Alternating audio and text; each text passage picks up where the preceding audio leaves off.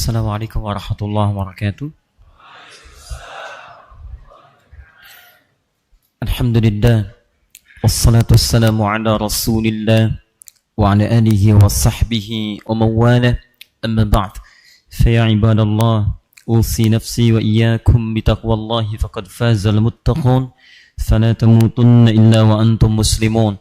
Faqala ta'ala, ya ayyuhalladzina amanu ittaqullaha haqqa tuqatih wa la tamutunna illa wa antum muslimun. Saudara-saudariku, alhamdulillah, bersyukur pada Allah Subhanahu wa taala kita telah diberikan perkenan untuk menuntaskan ibadah kita di bulan Ramadan al-Mubarak di tahun 1439 Hijrah ini. Kita sangat bermohon pada Allah Subhanahu wa taala semoga seluruh rangkaian dan capaian-capaian kebaikan yang telah kita tenun selama bulan Ramadan diterima oleh Allah Subhanahu wa taala. Untuk itu kita berdoa, bermohon dan mengucapkan pada seluruhnya seperti tadi telah disampaikan, dan juga rekan-rekan sahabat kita sering mengingatkan dengan kalimat-kalimat yang indah berisi permohonan doa. Taqabbalallahu minna wa minkum wa kullu amin wa antum bi khair. Semoga Allah menerima dari kita semuanya seluruh amalan-amalan kita. Nah, hanya persoalan yang kemudian oleh Al-Qur'an yang dilekatkan pada tanda-tanda penerimaan satu ibadah yang telah kita sampaikan pada Allah Subhanahu wa taala. Alhamdulillah. Pun hadis-hadis Nabi sallallahu alaihi wasallam itu menuntut pembuktian. Tidak hanya sekedar dilihat atau diperhatikan. Kita memohon kepada Allah, ya Allah terima puasa kami. Apa tanda-tanda orang yang diterima puasanya itu? Saya pernah jelaskan dalam kesempatan khutbah Id yang telah berlalu bahwa di antara tanda-tanda penerimaan itu adalah ada konsistensi amalan-amalan kebaikan yang telah ditenun selama Ramadan, kemudian itu dikerjakan pasca Ramadan. Karena itulah ketika Allah kemudian menghadirkan nuansa takbir di Al-Baqarah ayat 185 itu, walitukabbirullaha ala ma hadakum wa la'allakum tashkurun. Dan supaya engkau memperbanyak takbir kepada Allah Subhanahu wa taala karena engkau telah mendapatkan banyak hidayah-hidayah, pedoman-pedoman selama Ramadan. Dan pernah kami sampaikan bahwa ketika menyebutkan kalimat hidayah, bentuk jamaknya itu hudan. Di antara kalimat hudan yang disebutkan dalam Al-Quran, pertama terkait erat dengan urusan-urusan ibadah ritual. Kita ambil misalnya kalimat pertama kata hudan dalam Al-Quran di Al-Baqarah ayat kedua sampai dengan ayat kelima itu. Dzalikal kitabu la raiba fi hudan lil muttaqin alladzina, berubah dari fi'il madhi menjadi fi'il mudhari. Mudhari bentuknya progresif. Dalam bahasa Inggris itu punya 3 makna minimal. Ya, itu ada present, continuous dan future. Ya, sekarang dikerjakan, terus berlanjut dan di masa depan dia tidak berhenti. Ciri kata kerja dalam bahasa Arab yang mengalami perubahan bentuk progresif pada fi'il mudhari ini, maka awal kata kerjanya itu mendapat penambahan 4 kata atau 4 huruf. 4 huruf ini disingkat menjadi anita. Anita, hamzah, nun, ya, ta. Jangan bayangkan seseorang, ini huruf. Bismillah. Hamzah, nun, ya, ta. Ini hamzah, nun, kemudian ya, saya tulis begini, kemudian ta. Ini paling singkat. Jika kata kerja asal itu mendapatkan penambahan huruf ini, salah satu di antara 4, hamzah, nun, ya, ta, maka berubah kemudian maknanya, memiliki makna mudhari dengan 3 pemaknaan tadi. Sekarang terus berlanjut dan terus berlangsung sampai kapanpun ke depan. Present, continuous, dan future. Baik, misal akala, makan. Makan, saya ingin katakan saya sedang makan, akan makan dan terus selama hidup saya akan makan. Tambahkan hamzah di depannya, saya. Jadi akul, nakul, kita, iyakul, dia, takul, kamu. Syariba, minum. Syariba, minum. Saya ingin katakan saya sedang minum. Atau saya akan minum. Dan nanti pun selama hidup saya masih butuh minum. Kalau Anda ingin katakan saya, gunakan hamzah. A, singkatan dari ana. A, tambah A di depannya. Ini gampang sekali. Mudah, tinggal tambahkan A. Ini harakat depan pindahkan ke sini. Cepat. Ini pindahkan ke sini. Sudah, jadi A ini mati. Jadi apa bunyinya? Baik, ashrab ya. Ini pindah ke atas jadi ashrab. Ashrib pun tidak ada masalah, cuman yang paling tepat ashrab. Anda bilang ashrib, orang Arab masih paham, tapi yang paling tepat ashrab. Baik. Misal, ashrab, saya minum. Ganti dengan kita, kami. Pakai na, ganti pakai na. Dari kata nahnu, singkatan. Tambah kemudian nun di depannya, harakatnya selalu fathah. Hamzah ganti dengan na. Jadi apa? Nashrab, kami minum. Kita minum. Anda misalnya dengan teman-teman sedang minum, Anda katakan nashrab, kami sekarang sedang minum. Dia minum, tinggal ganti pakai ya. Yashrab. Anda, kamu minum, tinggal ganti pakai ta. Tashrab. Yang ingin saya sampaikan adalah, titik poinnya, jika ada satu kata kemudian ditambah huruf anita, satu di antara 4 ini, maka maknanya akan berubah secara progresif, baik itu kini, terus berlangsung, ataupun di masa depan. Ada konsistensi dari pekerjaan yang tengah dilakukan itu. Ini poinnya. Tahan, ini teori pertama. 2, jika Anda ingin menunjuk pada kata tunggal bentuknya saya, baik, maka diwakili oleh hamzah a. Saya, apa bentuk jamaknya? Kami, kita. Saya jamaknya kami, kita. Baik, di sini ada jamaknya? Ada ya. Baik, saya a. Nah, singkatan dari nahnu, kami, kita. Bentuk jamak dari saya itu kami, kita. Sekarang yang ini, ya dia artinya. Dia. Jamak dari kata dia apa? Mereka, dia itu orang ketiga tunggal yang sedang dibicarakan. Bentuk jamaknya mereka. Mereka. Di sini ada mereka? Halo? Ini cuma 4 kok Pak. Saya, kami, dia. Tinggal tak satu lagi. Ada mereka? Tidak ada, tulisannya aja tidak ada tuh mereka. Baik kan? Baik, cuman yang ini. Sekarang lihat. Tidak ditemukan saya jamaknya kami. Dia jamaknya mereka. Sedangkan yang ini maknanya bukan mereka. Ta itu artinya kamu. Kamu laki-laki atau dia perempuan. Kamu. Apa bentuk jamak dari kata kamu? Kalian. Baik. Bentuknya kalian. Perhatikan. Yang ini saya ada bentuk jamaknya kami. Tapi yang ini dia dengan kamu jamaknya mereka untuk yang ini dan kalian untuk yang ini belum ada bentuk jamaknya. Kalau Anda ingin jadikan bentuk jamak sederhana, tambahkan un di akhir katanya. Waw dengan nun. Un. Ini syariba, saya minum, ashrab. Kami minum, nashrab. Dia minum, yashrab, ya, kemudian sin, ra, ba, yashrab, yashrab. Mereka minum, tambahkan un di akhirnya. Tinggal ya plus un di akhirnya. Un. Jadi apa kalimatnya? Yashrabun. Ingat, setiap ada huruf terletak sebelum waw itu umumnya harakatnya umumnya u bacanya. Enggak usah bingung. U. Ini waw. Sebelum huruf waw ada huruf misalnya, maka harakati ini baca dengan u panjang. Un. Misal sod, ba, waw, nun. Yang ini pasti mati. Ini waw. Sebelum waw apa? Ba. Harakatnya apa? U. Selalu sebelum huruf waw usahakan selalu pahami bahwa harakatnya umumnya akan u panjang. Dhammah. Ini hurufnya apa?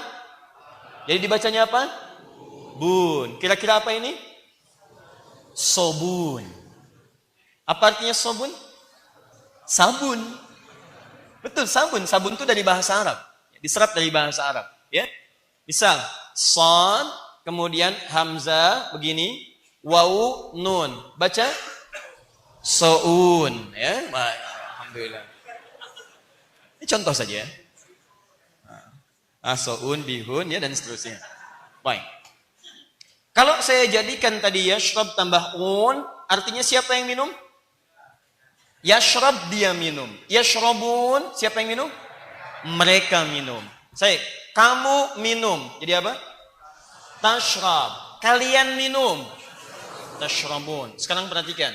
Ya ayyuhalladzina amanu. Kata dasarnya amana. Amana. Seperti ini jadi amana. Bentuk asalnya amana.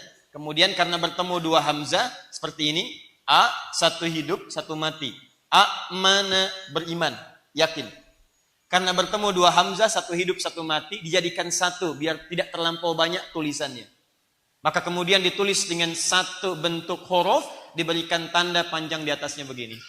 Ini artinya asalnya ada satu yang hidup, satu yang mati. Berubah jadi amana. Perhatikan. Ya ayyuhalladzina amanu. Hei kalian yang telah beriman. Kutiba alaikumusiyam. Dulu saat Ramadan kemarin. Diwajibkan bagi kalian menunaikan puasa. Paham? Saat puasa kita dilatih untuk ibadah. Meningkat, dapat hidayah dari Allah. Hidayah satu. Jamaknya hudan. Saat kita menunaikan puasa Ramadan, meningkat ibadah kita. Salatnya meningkat, infak meningkat, baca Quran meningkat, dapat hudan kita selama Ramadan. Lalu pasca Ramadan Anda mengatakan, taqabbalallahu minna wa minkum. Semoga Allah menerima amalan kita yang telah dikerjakan saat Ramadan dan amalan Anda semua. Apa ciri diterimanya? Maka perhatikan kata hudan dalam Al-Quran ketika disebutkan pertama kali di awal ayat itu dilekatkan dengan bentuk bukan bentuk fi'il madhi infinitif tapi mudhari. Dzalikal kitabu la raiba fi hudan lil muttaqin. Tahan. Ya ayyuhalladzina amanu saat puasa. Apa tujuan puasa? La'allakum tattaqun, supaya kalian bisa meningkat takwanya. Sekarang yang paling menarik ini saat puasa. Saat Id kemudian kita bertakbir, kalimatnya hudan. Pasca Id, selesai Ramadan, lewat dari Id, yang paling menarik adalah konsistensi itu dimintakan oleh Allah Subhanahu wa taala digabungkan kalimat dan dengan kata takwa. Hudan ini disandingkan dengan kata takwa. Hudan lil muttaqin, al-muttaqin. Perhatikan sini. Ini kita puasa untuk mendapatkan takwa. Selesai puasa kita bertakbir karena mendapat anugerah pelatihan-pelatihan ibadah. Setelah itu diminta oleh Quran, buktikan kamu berhasil. Jangan cuma mengatakan semoga Allah menerima. Apa pembuktiannya? Maka tingkatkan hudan ini pasca Ramadan. Siapa ciri orang yang diterima dan meningkat itu? Maka diberikan isyarat dengan penyandingan kata hudan dengan orang takwa. Dzalikal kitabu la raiba fi hudan lil muttaqin. Siapa orang-orang takwa yang mendapat hidayah itu? Ayat 3-nya. Alladzina yu'minun. Praktekkan ini. Alladzina, ini kata dasarnya amana. Ditambah ya di depannya. Diakhiri dengan un. Allah tidak mengatakan alladzina amanu, tapi mengatakan alladzina yu'minun bil ghaib wa yuqimun. Ada ya di depannya. Kemudian qaf, mim, waw, nun. Setiap ada huruf ya berarti Anita. Paham? Baik, setiap ditutup dengan waw dan nun menunjuk pada mereka. Tapi poinnya, setiap ada Anita, baik hamzah, nun, ya ataupun ta, ini menunjuk makna progresif dengan konsistensi amalan ibadah dengan kini, terus dan dilakukan di masa depan. Jadi orang yang berhasil puasanya itu adalah orang yang bukan sekedar mengucapkan di lisannya taqabbalallahu minna wa minkum, tapi dia buktikan kepada Allah ada peningkatan-peningkatan ibadahnya pasca puasa. Yuqimunas shalah. Salatnya tidak berhenti saat Ramadan saja, tapi dia teruskan.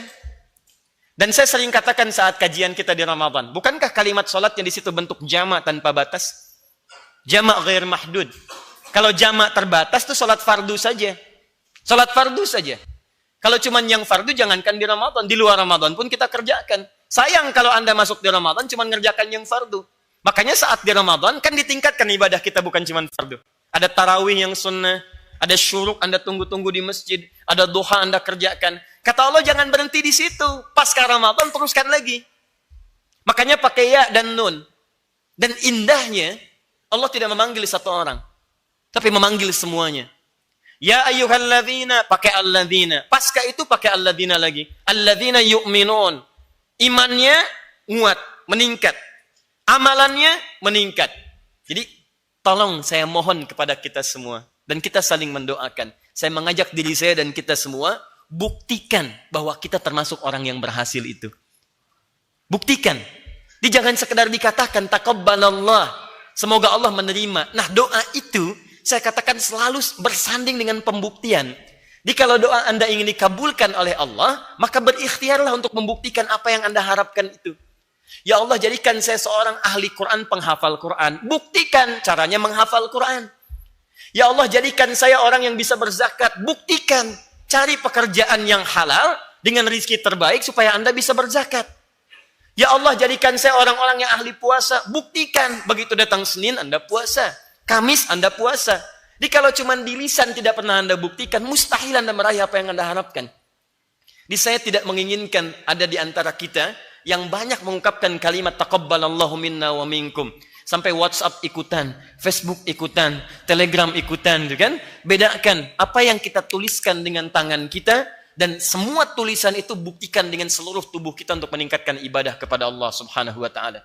Jadi kalau Anda menulis status taqabbalallahu minna wa minkum, maka tangan yang menulis status ini butuh pembuktian, sering digunakan dalam salat-salatnya.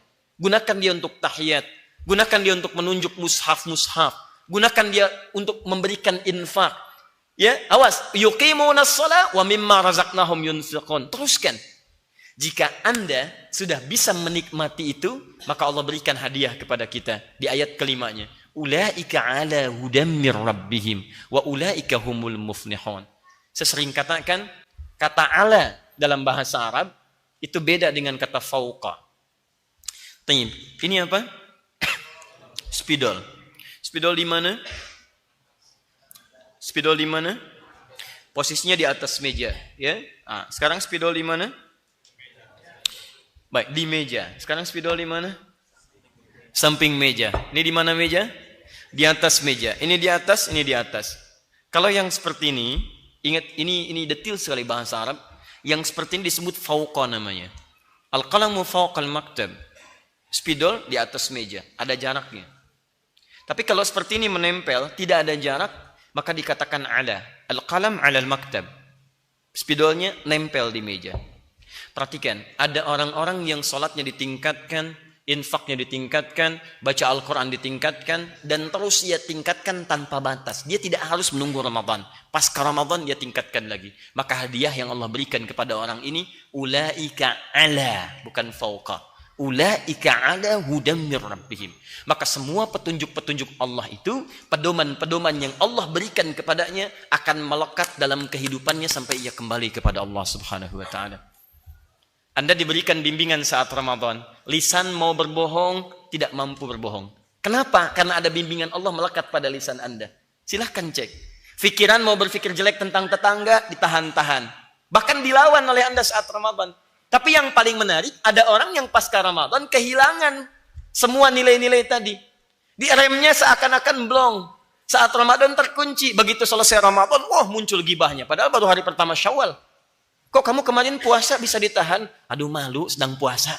Malu. Jadi memang direncanakan semua itu, dikeluarkan semuanya pasca puasa. Ini yang jadi persoalan. Karena itu teman-teman sekalian, mari kita buktikan sekali lagi, maka orang-orang yang berhasil dengan doanya itu adalah orang-orang yang berjuang pasca Ramadan untuk konsisten meneruskan amalan-amalannya. Karena itu saya ingin mengajak di awal jumpa kita ini, mohon kita ayo periksa kembali capaian-capaian kita saat Ramadan, rencana-rencana kita. Kemarin Anda, saya, kita ingin menghafal Quran saat Ramadan, maka teruskan. Ya, kita ingin meningkatkan ibadah, teruskan pasca Ramadan. Dan saya tidak akan berhenti insya Allah. Saya akan terus kemudian memberikan semangat untuk kita semua. Kita mengajak, bahkan insya Allah dalam waktu dekat ini, sepekan ke depan, kami sudah menyiapkan beberapa area-areanya. Kita akan menghidupkan semangat-semangat untuk mendekat kepada Quran dengan lebih real lagi. Nanti kami akan mengajak, dan Anda, mirsa dimanapun Anda berada, khususnya di seluruh kawasan Indonesia, Anda yang sudah bersiap untuk menghafal Quran, dan sudah memiliki tempat, silakan siapkan tempatnya. Dan tidak usah diwakafkan, diberikan kepada kami, tidak. Karena kami tidak bertugas mengumpulkan aset. Anda saja yang kelola dengan teman-teman Anda. Anda yang di Medan, kelola dengan teman-teman di Medan. Anda yang di Padang, kelola dengan teman di Padang. Kita nanti linkkan menjadi satu, dan insya Allah dalam setiap kesempatan kami akan kunjungi. Saya ingin semangatnya bersama-sama. Ya. Kemudian mushafnya kita akan kirimkan nanti, supaya kita bersama-sama menghafal Quran. Dan semoga Allah memberikan taufiknya kepada kita semua insyaallah. Taib, jadi itu yang ingin saya buka. Dan ini bukan tema kajian kita, tapi pengingat saja supaya kalimat taqabbalallah tidak manis di lisan dan tidak indah terukir dalam tulisan, tapi bisa dibuktikan dalam pembuktian amalan harian kita insyaallah. Siap kita berjuang dan semoga Allah memberikan kemudahan untuk kita semua sampai kita wafat dan kembali pada Allah Subhanahu wa taala. Ingat baik-baik ya, ingat pesan saya ini. Saya ingin tanya sebentar. Kalau ada seorang yang divonis mati oleh hakim di pengadilan, mengingat, menimbang, memutuskan si fulan begini dengan pertimbangan sekali dan tidak ada yang meringankan, kami berikan putusan hukuman mati, dan dieksekusi dia kemudian tanggalnya misalnya 1 bulan ke depan, atau bahkan ada yang belum diberitahu kapan dieksekusi, yang penting putusan mati. Saya mau tanya pada Anda sekalian, kalau posisi Anda saat itu yang diputus dengan hukuman mati, misal saja, bagaimana perasaannya? Sujud syukur? Baik, tahan. 1, 2. Apakah Anda akan lebih serius meningkatkan amal ibadah sejak saat putusan itu? Iya, saya belum teruskan, Anda sudah jawab tuh. Ya, di psikologi kita sudah terbawa tuh ya. Baik. Jadi ya, begitu diputus hukuman mati, sudah Anda nggak akan ingat apapun. Pak, besok kerja? Tidak. Kenapa? Mati. Minum Pak, nanti aja. Kenapa? Mati. Astagfirullah, astagfirullah. Ibadah lagi, tobat lagi, macam-macam lagi. Kenapa? Karena dia sadar bahwa dirinya akan mendapati vonis hukuman itu. Dia sadar bahwa kalimat itu menghunjam dalam jiwanya. Kamu tinggal menunggu waktu saja. Nah, mohon izin, mohon maaf. Hampir umumnya manusia tidak sadar bahwa dirinya sudah divonis mati oleh Allah Subhanahu wa taala. Kita itu sudah dapat vonis mati. Vonis wafat. Quran surah 3 ayat ke-185. Kullu nafsin dha'iqatul maut. Setiap yang berjiwa divonis akan wafat, mendapatkan maut. Quran surah 39 ayat 30. Bahkan Nabi divonis innaka mayyit wa innahum mayyitun. Muhammad, kamu akan kena vonis, akan meninggal. CM, ya, cewek calon wafat, CM calon meninggal. Wa innahum mayyitun, dan semua yang hidup itu mereka pun sama akan meninggal juga. Jadi sebetulnya kita sudah kena vonis, kita akan meninggal. Dan dahsyatnya hukum dunia masih diatur nih. Eksekusinya sekian. Waktunya kapan? Hukum Allah tidak memberikan waktu kapan Anda akan kembali. Jadi bisa jadi malam ini Anda pulang. Bisa jadi besok. Masih beruntung kita diberikan kesempatan Ramadan yang lalu. Ada sementara orang yang bahkan tidak mendapatinya. Jadi kalau Anda sudah diberikan Ramadan tahun ini, dan pasca Ramadan belum bisa jadi orang baik lagi, apa persiapan Anda untuk menghadap Allah Subhanahu wa taala? Anda sudah kena vonis. Saya pun begitu. Jadi kalau kita tidak mempersiapkan diri dengan baik, maka Allahu Akbar. Dan persiapan terbaik itu, buktikan diri kita menjadi hamba yang baik di hadapan Allah Subhanahu wa taala. Pembuktiannya dengan 2 sisi. Sisi vertikal, tingkatkan ibadah kepada Allah untuk bekal surga terbaik kita. Dan sisi horizontal, bangun kemaslahatan di muka bumi dengan meningkatkan hubungan baik dengan sesama, bekerja yang baik, jaga rambu-rambu Allah. Itu yang bisa mengantarkan kita pada akhir terbaik setelah kembali kepada Allah Subhanahu wa taala. Dipulang dari sini, tolong ingat-ingat saat akan tidur, Anda sudah divonis. Dan boleh jadi malam itu menjadi malam terakhir dalam kehidupan kita. Jadi berusaha untuk istighfar. Makanya Nabi itu istighfar tiap malam. Mau tidur istighfar. Astagfirullah, astagfirullah, astagfirullah. Paham ya? Halo? Tuh, mati. Sama dengan saya tuh. Kita semua. Ya. Yuk, kita siap-siap. Karena itu, dengan persiapan itu hari ini kita berikrar insyaAllah. Kita akan lebih baik untuk beramal. Dan tidak ada amal yang baik kecuali didasari dengan pengetahuan. Untuk itu mari kita tambah wawasan kita dengan kajian-kajian kita saat ini. Dan AKS untuk sesi Syawal sampai dengan akhir tahun 1439 Hijrah akan mengikuti kurikulum Al-Quran, khususnya terkait dengan pembahasan bab haji. Karena kita sudah masuk kepada bulan-bulan haji, maka kajian-kajian yang lain akan disesuaikan. Porsi terbesarnya adalah kajian tentang pembahasan fikih haji. Ya, ini akan terbagi pada 3 bagian, karena akan mencakup kita semua. Dan ini akan ada prakteknya. Bagian pertama, Kalau Anda ingin menyesuaikan dengan mencatat atau mengingat, tidak ada masalah. 1, kita akan membahas tentang pengantar haji dalam Al-Quran dan Sunnah. Ya. Dan bahasan ini sangat penting ya. Baik, saking pentingnya saya coba hapus dulu. Bismillah.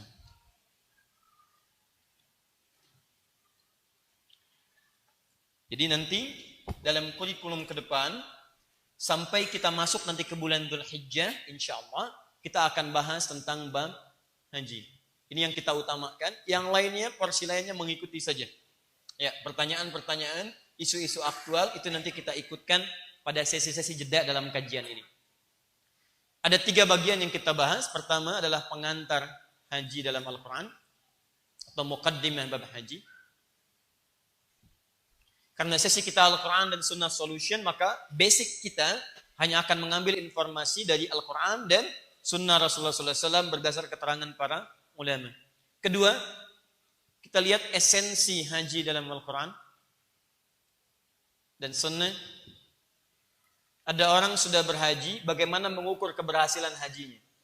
Atau ada orang belum berhaji, tapi bisa mendapatkan manfaat-manfaat dari nilai-nilai haji.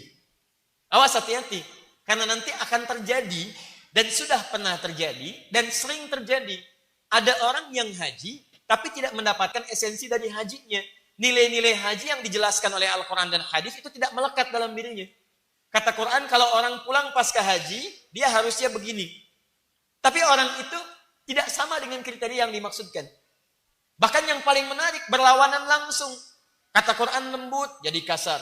Kata Quran baik, nampak buruk. Kata Quran sabar, jadi pemarah. Dengan catatan hal-halnya menyimpang dari ketentuan-ketentuan yang diberikan. Nah, yang paling menarik, ada orang belum ada kemampuan untuk berangkat, dia masih berusaha, tapi dia mempelajari nilai-nilai haji, mempelajari esensi dan makna-makna terkait dalam ritual haji, lalu dia praktekkan dalam kehidupannya. Nanti saya tunjukkan pada Anda ayatnya, hadisnya, dan kisahnya. Bahkan ada orang yang sudah siap berangkat, Allah berkehendak lain. Tiba-tiba dia mengamalkan sesuatu sampai keluar kemudian kalimat bahwa hajinya diterima oleh Allah Subhanahu wa taala. Padahal orang itu belum berangkat. Nanti kita lihat. 3, kita akan membahas tentang masuk pada tatanan praktek fikih spesifik manasik haji. Tuntunan ibadahnya. Ini pengantarnya, ini esensinya, bagaimana mendapatkan haji seperti yang digambarkan di sini, maka seperti ini nanti capaiannya. Bagaimana mewujudkan ini? Seperti ini tata caranya. Khusus untuk yang ini, setiap tahun kami membuka insya Allah, terbuka secara umum, gratis, tidak ada kaitan apapun dengan materi. Kita akan ada praktek pelatihan langsung di depan kita ini, dan kita siapkan miniatur-miniatur terkaitnya. Insya Allah dengan izin Allah kami sudah diberikan titipan, miniatur Ka'bahnya ada, kemudian beberapa bagian tanda-tandanya ada, dan setiap tahun kita buka bagi siapapun yang berminat untuk belajar. Baik yang akan berangkat di tahun ini, ataupun juga yang bersiap-siap berlatih kapanpun Allah panggil, insya Allah sudah siap menunaikannya. Paham sampai sini? Baik, jadi nanti 3 hal ini kita akan pelajari dalam tempo yang sesingkat-singkatnya. Insyaallah. Dengan cara seksama dan dalam tempo yang singkat-singkatnya. Baik, saya turunkan dulu dalil untuk pembahasan malam ini. Kita ambil yang ini dulu ya. Mukallah. 1. Bismillah. Kita ambil dalam Al-Quran dulu untuk hari ini. Quran, surah kedua, Al-Baqarah, ayat 196. Ini satu paket sampai ayat 203. 2. Kita teruskan ke Quran, surah ketiga Ali Imran, ayat 97 di pertengahan ayatnya. 3. Kita ambil Quran, surah ke-22 Al-Hajj, ayat ke-27-nya. Kita ambil 3 ayat dulu, karena 3 ayat ini nanti akan ada turunan-turunannya. Ini nanti ada turunannya, ini ada turunannya, dan seterusnya. Ya, 3 ayat ini saja dulu untuk pengantar. 1 ayat insya Allah kisaran 2 jam kita bahas. Baik. Sudah? Bismillahirrahmanirrahim. Kita mulai dengan Quran surah kedua Al-Baqarah ayat 197 dulu. Ya. Saya ingin mulai dari bulan Syawalnya, masuk kepada nanti pengantar umumnya, baru kemudian kepada detailnya. Saya tuliskan ini pengantar umum dari Al-Baqarah 196 sampai dengan 203 dengan turunan ke bawahnya. Saya mulai dari 197-nya dulu. Sekarang kita di bulan apa? Syawal. Syawal tanggal berapa? 14, 16, 15 ya. Ya silahkan nanti diputuskan sendiri ya. Baik. Teman-teman sekalian fokus. Buka Quran surah kedua Al-Baqarah ayat 197. Paling kanan sebelah atas di mushaf. Al-Hajju ashhurum ma'lumat. Faman farada fihinna al-hajj fala rafatha wala fusuqa wala jidala fil hajj. Wa ma taf'alu min khairin ya'lamhu Allah wa tazawwadu fa inna khairaz zadi taqwa. Ada ayatnya? Baik. Bukan dulu di awal. Saya tidak sempurnakan sampai wattaquni, saya buka dulu dari awal ya. Lihat kalimatnya. Al-hajju ashhurum ma'lumat. Penunaian ibadah haji itu akan dimulai persiapannya pada bulan-bulan yang telah diketahui sejak dulu. Fokus baik-baik. Perhatikan cara menerjemahkannya. Penunaian ibadah haji itu akan dimulai persiapannya pada bulan-bulan yang telah diketahui sejak masa dahulu kala. Di orang Arab sudah tahu kalau masuk ke bulan-bulan ini berarti sudah bersiap-siap untuk menunaikan ibadah haji. Fokus pada kalimat ashhur, ashhurum ma'lumat. Kata ashhur dalam bahasa Arab itu jama' dari kata syahr. Ashhur jama' dari kata syahrun.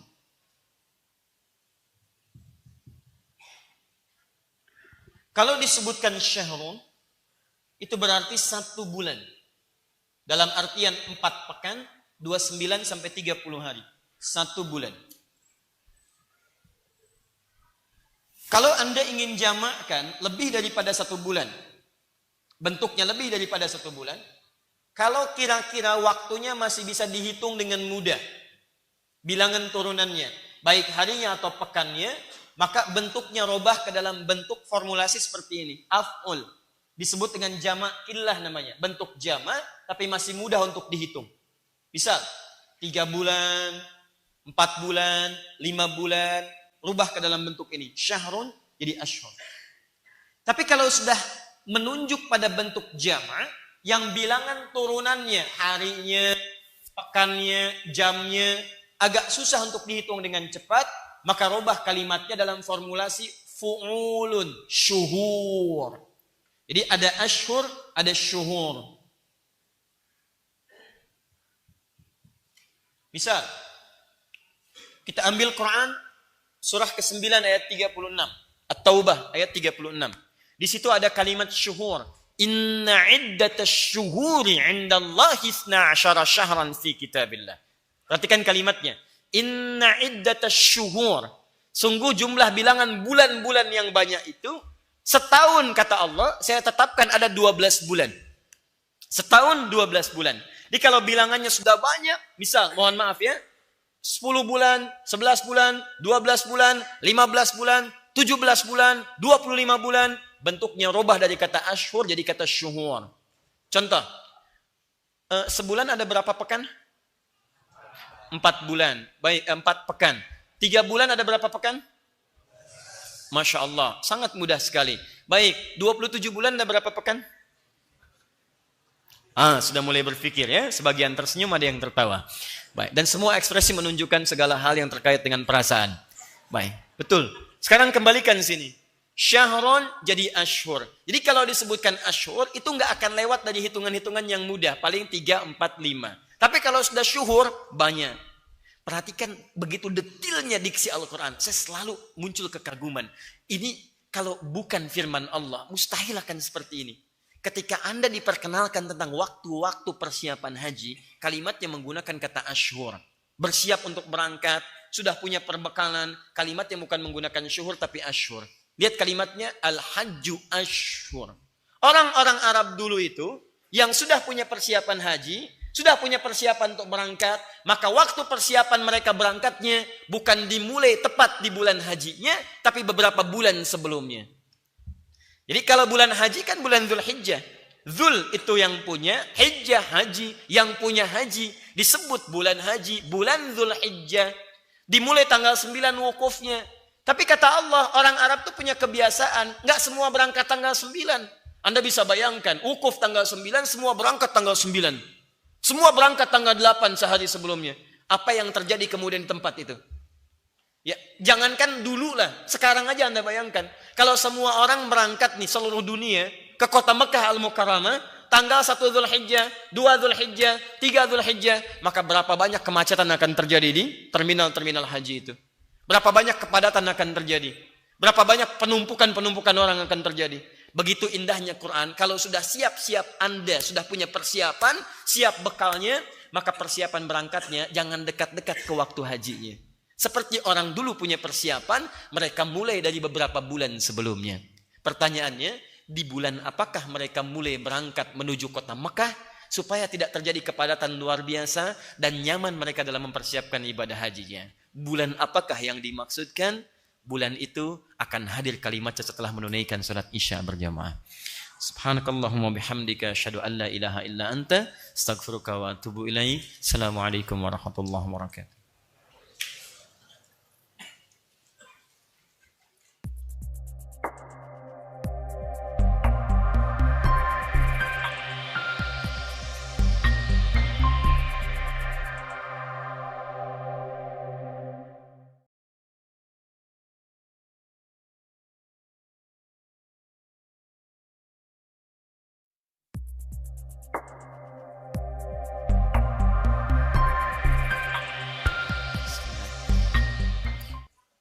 Assalamualaikum warahmatullahi wabarakatuh.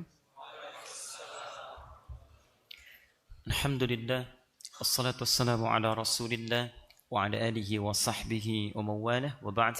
Fa ya ibadallah, usi nafsi wa iyyakum bi taqwallahi faqad fazal muttaqun fala tamutunna illa wa antum muslimun. Saudara-saudariku dan pemirsa Akhir TV dimanapun Anda berada, alhamdulillah kita telah menunaikan salat Isya berjamaah waktu Indonesia bagian Bekasi, dan kami bermohon pada Allah Subhanahu wa taala semoga salat kita diterima oleh Allah Subhanahu wa taala. Dan bagi Anda yang belum menunaikan ibadah salat Isya, dan semoga Allah memberikan kemudahan untuk menunaikannya dan kekhusyuan dalam menjalaninya insyaallah.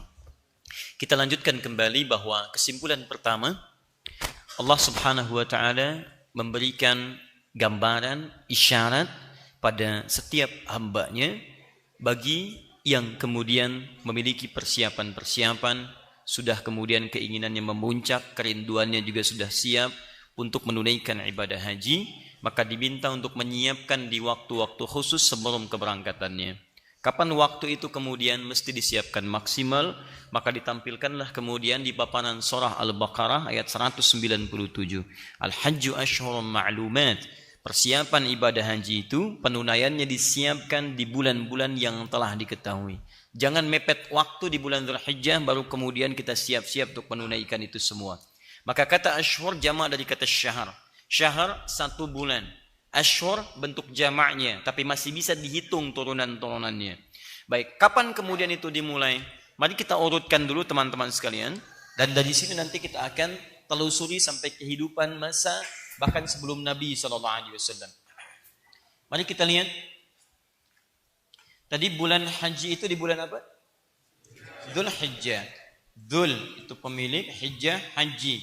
Karena itu bahasa Indonesia dari kata Dzulhijjah itu terjemahan paling mudahnya bulan haji. Selesai. Syawal, bulan Syawal. Ramadan, bulan Ramadan. Dzulhijjah, bulan haji. Okay? Ini bulan haji. Di tanggal berapa haji dimulai? Haji dimulai itu saat wukuf, prosesi utamanya. Wukuf itu tanggal 9 Dzulhijjah. Oke? Tanggal 9 bulan Dzulhijjah.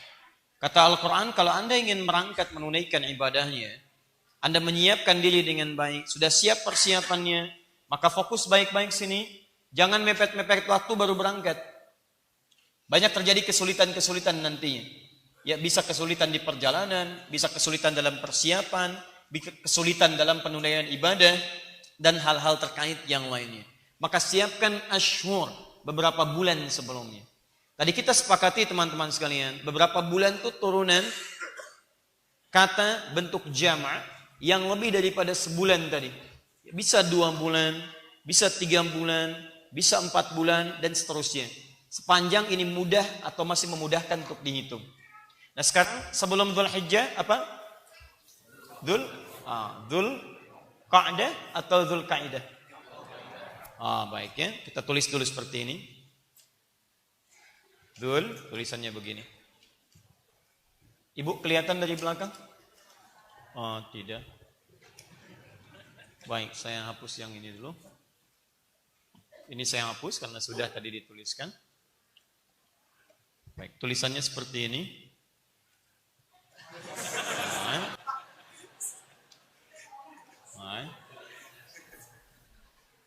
Baik. Sekarang kelihatan? Alhamdulillah. Apa dibacanya? Qa'dah atau Qaidah? Baik ya. Ini bukan Dzul Qa'dah, bukan Dzul Qaidah. Dzul Qi'dah. Qi'dah. Dzul Qi'dah. Qi bukan Qa tapi Qi. Apa bedanya Qa dengan Qi? Kalau Qa harakatnya fathah, Qa. Kalau Qi harakatnya kasrah, Qi. Kalau Qa'dah itu di gramatikal bahasa Arab, di ilmu nahwu nanti pembahasannya ada disebut dengan ism marrah. Ism marrah itu kata benda yang menunjukkan pada kegiatan yang cepat sifatnya, kilat. Jadi enggak lama. Qa'dah dari kata qa'ada. Qa'ada itu duduk. Kalau Anda kemudian berikan sifat duduknya cepat, tidak berlama-lama duduk, tidak terlampau santai. Misal tadi saya duduk begini, tiba-tiba saya ingat sesuatu, saya bangun. Cepat duduk, kemudian bangkit kembali. Itu qa'dah namanya, isim marrah, sesuatu yang cepat. Tapi kalau Anda kemudian jadikan duduknya santai, ya duduk dulu misalnya, Masya Allah, gak santai sejenak, kadang-kadang buka tutup gelas, ya, misalnya atau minum kopi, minum teh dulu. Nah itu rubah harakatnya dari qa'dah jadi kasrah, qi'dah. Maka disebut dengan ismul hay'ah namanya. Ismul hay'ah itu kata yang menunjukkan pada aktivitas yang sifatnya lebih santai, lebih ringan. Ya. Nah, fokus baik-baik. Bulan ke-11 disebut bulan Dzulqa'dah. Bulan duduk-duduk santai, ringan. Kenapa disebut dengan qi'dah, santai, ringan? Karena umumnya orang-orang Arab yang aktivitasnya terbiasa untuk mereka berkelana. Kadang-kadang mereka, mohon maaf, pergi ke Yaman, ya, pergi kemudian ke Syam, ke Syria, ke Palestina untuk berniaga, berdagang. Mereka pergi merantau. Nah itu dikunjungi tempatnya. Yaman dikunjungi, Syria dikunjungi, Palestina dikunjungi, Damaskus dikunjungi. Nah khusus untuk musim haji, tempat yang dikunjungi itu orang-orangnya datang ke Mekah. Karena tahu semua orang akan berkumpul di titik Mekah. Orang yang ke Mekah itu di bulan haji tidak hanya untuk menunaikan ibadah. Ada yang niatnya berdagang, berniaga. Nanti diabadikan dalam Al-Quran. Nanti masuk di ayat 198-nya. Ada yang kemudian di musim haji datang memang khusus haji. Ada yang datang khusus untuk berdagang. Nggak percaya silahkan insya Allah nanti ya. Semoga Allah mudahkan bagi kita semua. Begitu Anda menginjakan kaki di tanah Mekah. Yang Anda akan pertama kali saksikan. Itu bukan talbiyah kadang-kadang. Apa yang Anda saksikan? Kadang-kadang orang di sekeliling mengatakan, murah. Pak Haji, padahal haji aja belum. Silakan tukang tasbih, tukang ini. Mereka nggak haji. Rata-rata tidak haji. Ada segelintir yang berhaji, tapi umumnya tidak. Hanya untuk datang berdagang saja. Nah itu jangankan sekarang. Jauh sebelumnya masa-masa jahiliyah sudah ada kebiasaan seperti itu. Karena yang dikunjungi daerah-daerah itu datang ke kota Mekah, maka orang-orang Arab sekitaran Mekah memilih untuk duduk-duduk santai aja di rumah. Ngapain ke Yaman orang Yaman datang ke sini? Oke? Maka datang mereka kemudian, maka orang sekitaran di dalam memilih untuk santai-santai saja. Santai, Masya Allah, ada yang minum teh, minum kopi, macam-macam. Maka bulan itu dikenal dengan bulan duduk-duduk santai. Dzulqa'dah. Kenapa santai? Menunggu orang datang di bulan haji ke depannya. Dzulhijjah. Baik, kapan volume orang itu datang mulai rame datang? Di bulan sebelumnya. Bulan sebelum Dzulhijjah dikenal dengan apa? Dzulqa'dah. Bulan sebelum Dzulhijjah dikenal dengan Dzulqa'dah. Bulan sebelum Dzulqa'dah disebut apa? Syawal. Sebelum ini disebut dengan Syawal. Apa artinya Syawal? Nah, kalau tidak tahu katakan apa? Kita waktunya agak cepat. Saya setelah dari sini mau ke Banten, jadi jangan banyak berpikir panjang. Terlampau panjang, saya pulang. Di sini, Syawal. Syawal berarti meningkat. Pertanyaannya apa yang meningkat? Karena irtafa'a juga meningkat, naik, meninggi. Apa yang meningkat? Ini seringkali para da'i-da'i kita, para ustaz, dan tidak sepenuhnya keliru sebetulnya, sering mengaitkan Syawal dengan Ramadan. Makna Syawal dengan makna Ramadan. Jadi kalau orang Ramadannya sukses, kemudian Syawal meningkat, meningkat ibadahnya, meningkat kebaikannya. Tidak sepenuhnya keliru sebetulnya. Cuman penting diketahui bahwa nama ini sudah ada sebelum perintah penunaian puasa. Di sebelum perintah puasa, nama Syawal sudah ada. Sebelum Nabi diutus, bahkan di zaman jahiliyah, nama Syawal sudah ada. Syawal, Ramadan sudah ada. Cuman nilai-nilai ibadah yang dimaksudkan belum diturunkan. Misal, puasa Ramadan itu turun perintahnya di tahun kedua Hijrah. Hari Senin, tanggal 2. Hari Senin tahun kedua Hijrah. Di bulannya bulan Sya'ban. Tahun kedua Hijrah. Jadi baru tahun kedua Nabi hijrah ke Madinah. Tahun pertama, tahun kedua masuk bulan ke-8. Turun perintah puasa Al-Baqarah 183. Nah, sebelum turun ayat itu, Al-Baqarah 183, nama Syawal sudah ada. Nama Ramadan pun sudah ada. Cuman nanti ketika ayat itu turun, sering dikorelasikan, dihubungkan dengan makna-makna Ramadan. Diseakan-akan orang yang Ramadannya berhasil meningkat kemudian nilai-nilai itu di bulan Syawal. Padahal asal katanya tidak ada kaitan dengan Ramadan. Karena Syawal itu secara bahasa bukan peningkatan-peningkatan kualitas, asalnya peningkatan volume, jumlah yang semakin banyak. Misal, ini misalnya gelasnya hanya 1. Tiba-tiba jadi 2, jadi 3, jadi 4. Sehingga saking banyaknya gelas di sini padat, mic tidak punya tempat. Kemudian juga ini misalnya tidak ada tempatnya. Anda datang tadi kan? Datang tadi kan agak mulai ya. Ada sepi gitu kan? Seperti ikan dibagi 2, ikan gurame, ikan gusepi ya. Baik, misal pada asar masih agak sepi tuh. Ya, ada gurame kan? Ikan gurame, 2 gusepi. Mulai ningkat lagi, masuk. Jadi padat masjidnya. Begitu padat, yang lain mau masuk kurang mendapat tempat. Ada yang di luar, ada yang di depan, ada yang mendapatkan tempat masing-masing. Nah, ketika meningkat volume itu semakin banyak, itu yang disebut dengan Syawal namanya. Kenapa bulan ke-10 disebut dengan Syawal? Karena terjadi peningkatan jumlah penduduk di daerah Mekah dan sekitarannya.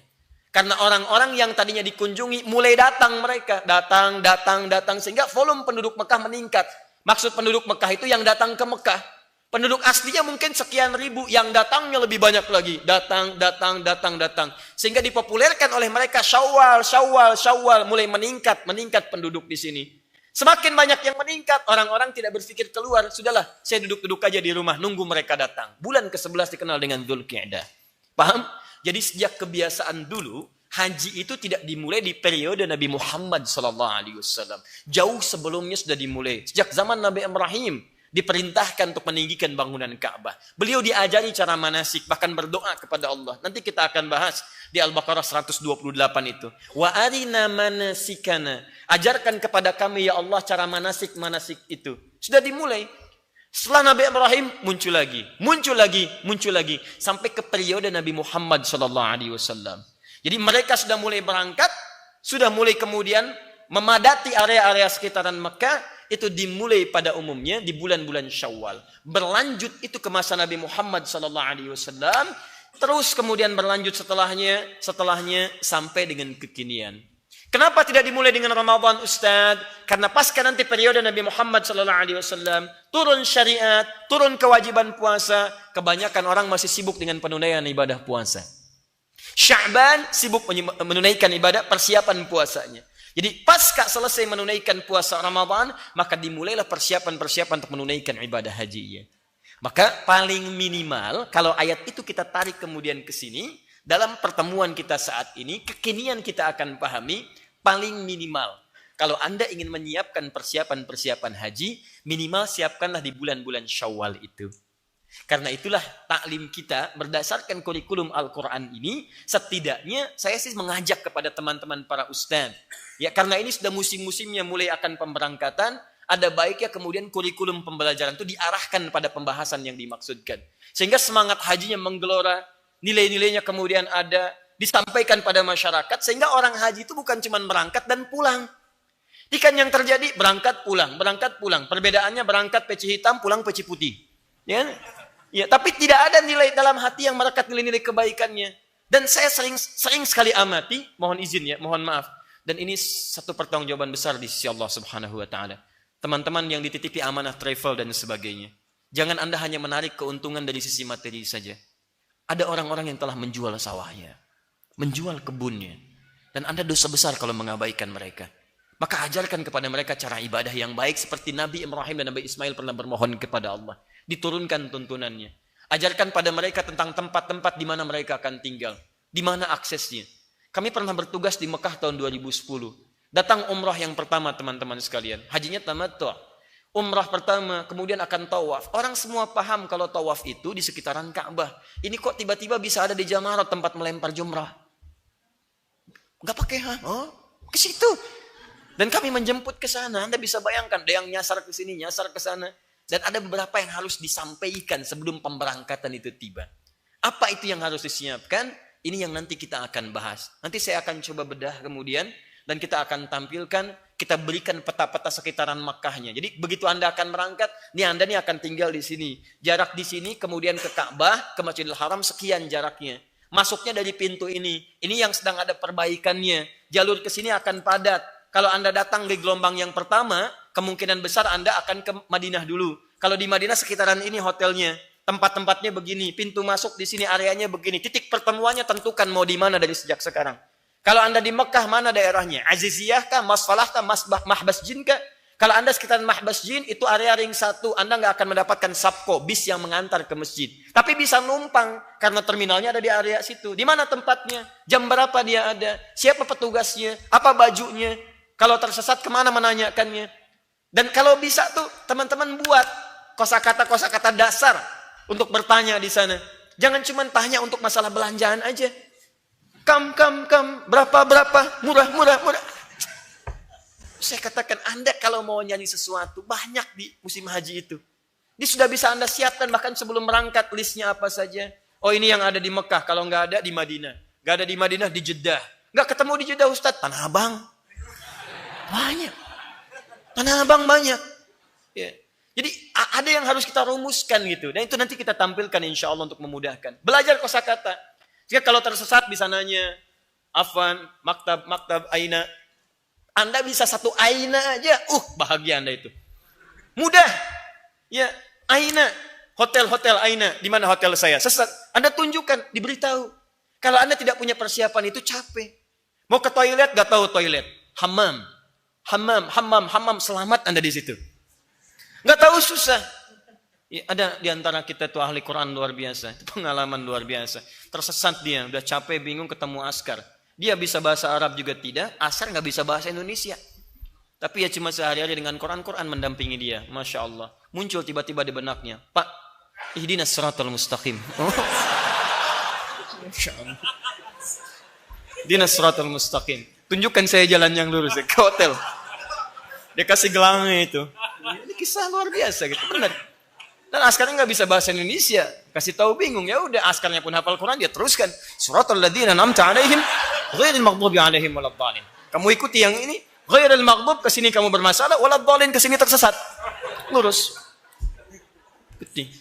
Itulah salah satunya. Paham ya? Jadi minimal kita ikut ta'limnya ini ada persiapan. Kalau memang ada beberapa bagian belum kita siapkan, maka yang lainnya bukan berarti kita harus tinggalkan. Hati-hati. Ma la yudraku kulluhu la yutraku kulluhu, itu kaidahnya. Sesuatu yang enggak bisa diambil semuanya, jangan ditinggalkan keseluruhannya. Saya belum berangkat tahun ini, tapi bukan berarti Anda enggak mesti belajar. Karena Anda nanti akan mendapatkan satu keterangan luar biasa di Quran. Karena boleh jadi kita mendapat undangan untuk pemberangkatan itu. Dan tidak cukup dengan amin, kita harus ketahui pembahasannya. Kita akan turunkan itu. Nah sekarang kita diminta siap-siap di bulan Syawal, paling minimal. Siapa yang diminta siap-siap itu? Itu poinnya. Siapa sebetulnya yang diundang untuk haji itu? Ada banyak orang berkata orang mampu, Ustaz. Tapi yang dimaksud Quran siapa yang mampu itu? Bagi siapa berlaku undangan itu? Apakah dia hanya berlaku bagi orang yang sudah tercatat materinya semakin meningkat? Atau orang yang punya kekuatan kuat? Atau justru ada orang-orang yang tidak masuk kategori yang pertama, tapi dia yang kemudian didahulukan oleh Allah Subhanahu wa taala. Kita akan lihat seperti apa turunan-turunan penjelasan dalam Al-Quran seperti yang dimaksudkan. Baik, kita mulai dengan Quran surah ke-22 Al-Hajj, langsung surahnya disebut dengan surah haji. Ayat ke-27. Bismillah. Yang ini saya hapus ya. Sudah kelihatan. Ini kajian spesial, jadi saya pun spesial sambil menghapus. Ya. Biasanya ada Mas Asikin ya, alhamdulillah. Hari ini beliau sedang merenungkan ada nilai-nilai kebaikan. Baik, ini sudah ya, saya hapus. Wa adzin fin nasi bil haji. Saya ambil awal kalimatnya dulu, awal ayatnya. Wa adzin. Ini poinnya. Saya garis bawahi. Kemudian kalimat keduanya, innasi, saya tuliskan annasnya dulu, saya potong ya, untuk memudahkan bahasan. Yang ketiganya, bil haji. Ini.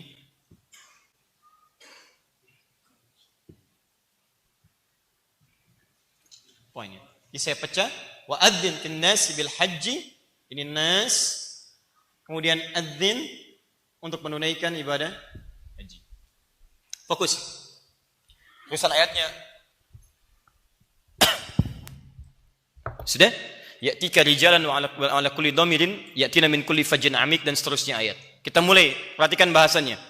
Wa adzin, dan undang, panggil. Allah perintahkan kepada Nabi Muhammad SAW dengan menurunkan satu ayat. Wa adzin, dan panggil, umumkan, undang. Adzin itu punya banyak turunan makna dalam bahasa Arab.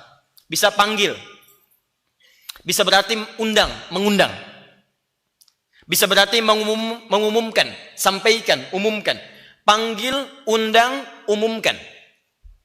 Saya ulang. Adzin, panggil, undang, umumkan. Orangnya yang melakukan itu, kemudian Allah firmankan, Muhammad SAW, panggil, undang, umumkan. Begitu Nabi menyampaikan, ayo haji, ayo haji, ayo haji. Maka orang yang menyampaikannya disebut dengan muadzin namanya. Muadzin. Yuk, ada undangan. Pengumuman, ada undangan. Cepat. Sampaikan, umumkan, undang. Pertanyaan saya, siapa yang mengundang? Allah Subhanahu wa taala. Jadi, di sini kemudian muncul kalimat bahwa haji itu undangan siapa? Allah. Dalilnya Quran surah ke-22 ayat 27. Haji undangan Allah. Ini poinnya ya. Ingat betul baik-baik. Siapa yang diundang? Ini persoalannya. Siapakah yang diundang menunaikan ibadah haji itu? Wa adzin fin nasi. Kata Allah, hei undang, sampaikan, umumkan. Umumkan, sampaikan, undang. Fin nasi. Kalimatnya menggunakan kata nas. Apa artinya nas? Bukan sekedar manusia. Saya sering kali sampaikan bahwa manusia, katanya dalam Al-Quran sering diungkapkan dengan banyak nama. Ins, manusia. Ya ma'syaral jinni wal wa ma khalaqtul jinna wal ins. Insan itu manusia. Hal ata 'alal insan. Ar-Rahman 'allamal Qur'an. Khalaqal Iqra bismi rabbikal ladzi khalaq. Khalaqal insan. Tapi kenapa panggilan haji menggunakan nas? Bukan insan, bukan ins. Nas disebutkan dalam Al-Quran setidaknya 241 kali. Kalau disebutkan kata nas, berarti yang ditunjuk adalah manusia secara umum tanpa batas ruang dan waktu. Jadi kewajiban haji bukan menjadi periode di masa Nabi Muhammad SAW saja. Sepanjang setelah itu ada manusia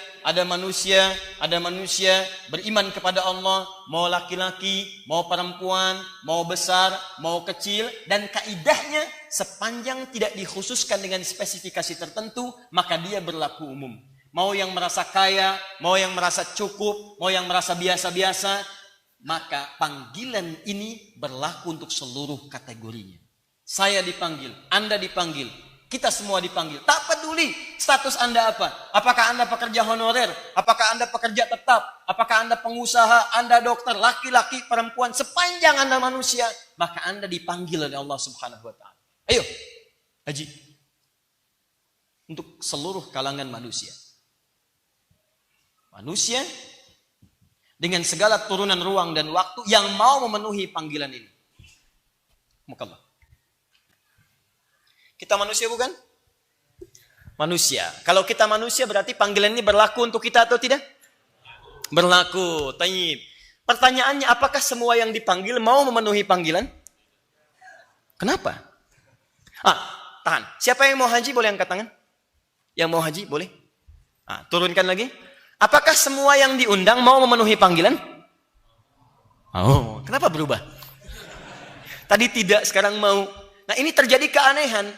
Banyak orang ingin menunaikan haji, ingin, tapi ketika diundang, dia sendiri tidak memenuhi undangan. Jangan yang tinggi-tinggi dulu deh, kita yang biasa-biasa dulu. Karena dalam fikih ibadah itu nanti ibadah setidaknya dibagi 3 bagian. Ada ibadah fisik yang tidak menggunakan harta. Pada umumnya, seperti sholat. Sholat kan nggak ada orang sholat bayar. Ya, masuk kalisan, Bapak mau berapa rakaat? Duhurnya? Masya Allah. 4 Pak, tambah sunnah? Iya, sunnahnya berapa sebelumnya? 4 Pak, setelahnya 2, baik. 4 yang wajib dikali 10.000 Pak ya, 40.000, yang sunnah kali 5.000 Pak, 4 kali 5 20.000 juga, ya kemudian 4 kali yang 2 5.000 10.000 ya, 50.000 tambah 40.000 90.000 Pak. Nggak ada orang sholat bayar. Maka sholat dikenal dengan ibadah fisik namanya. Ibadah fisik. Ada yang kedua ibadah harta.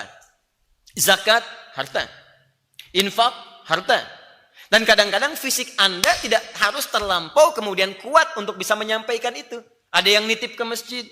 Sekarang hampir jarang ditemukan ada orang berzakat disampaikan dengan tangannya langsung. Putar-putar Bekasi untuk berzakat. Zakatnya berapa? Kalau masih 10.000 di jalan ditemukan. 100 juta mutarin Bekasi. Nyampaikan. Hampir jarang ditemukan yang seperti itu. Paling ringkas titipkan pada amil yang fokus menyampaikannya. Ada lembaga ini, lembaga itu. Sampaikan ibadah terkait dengan harta benda saja. Nah, baik itu terkait dengan fisik ataupun harta, itu tetap ada panggilannya. Bukankah sholat kita dipanggil? Coba lihat panggilannya. Lihat sama-sama yang manggil muadzin. Panggilannya azan.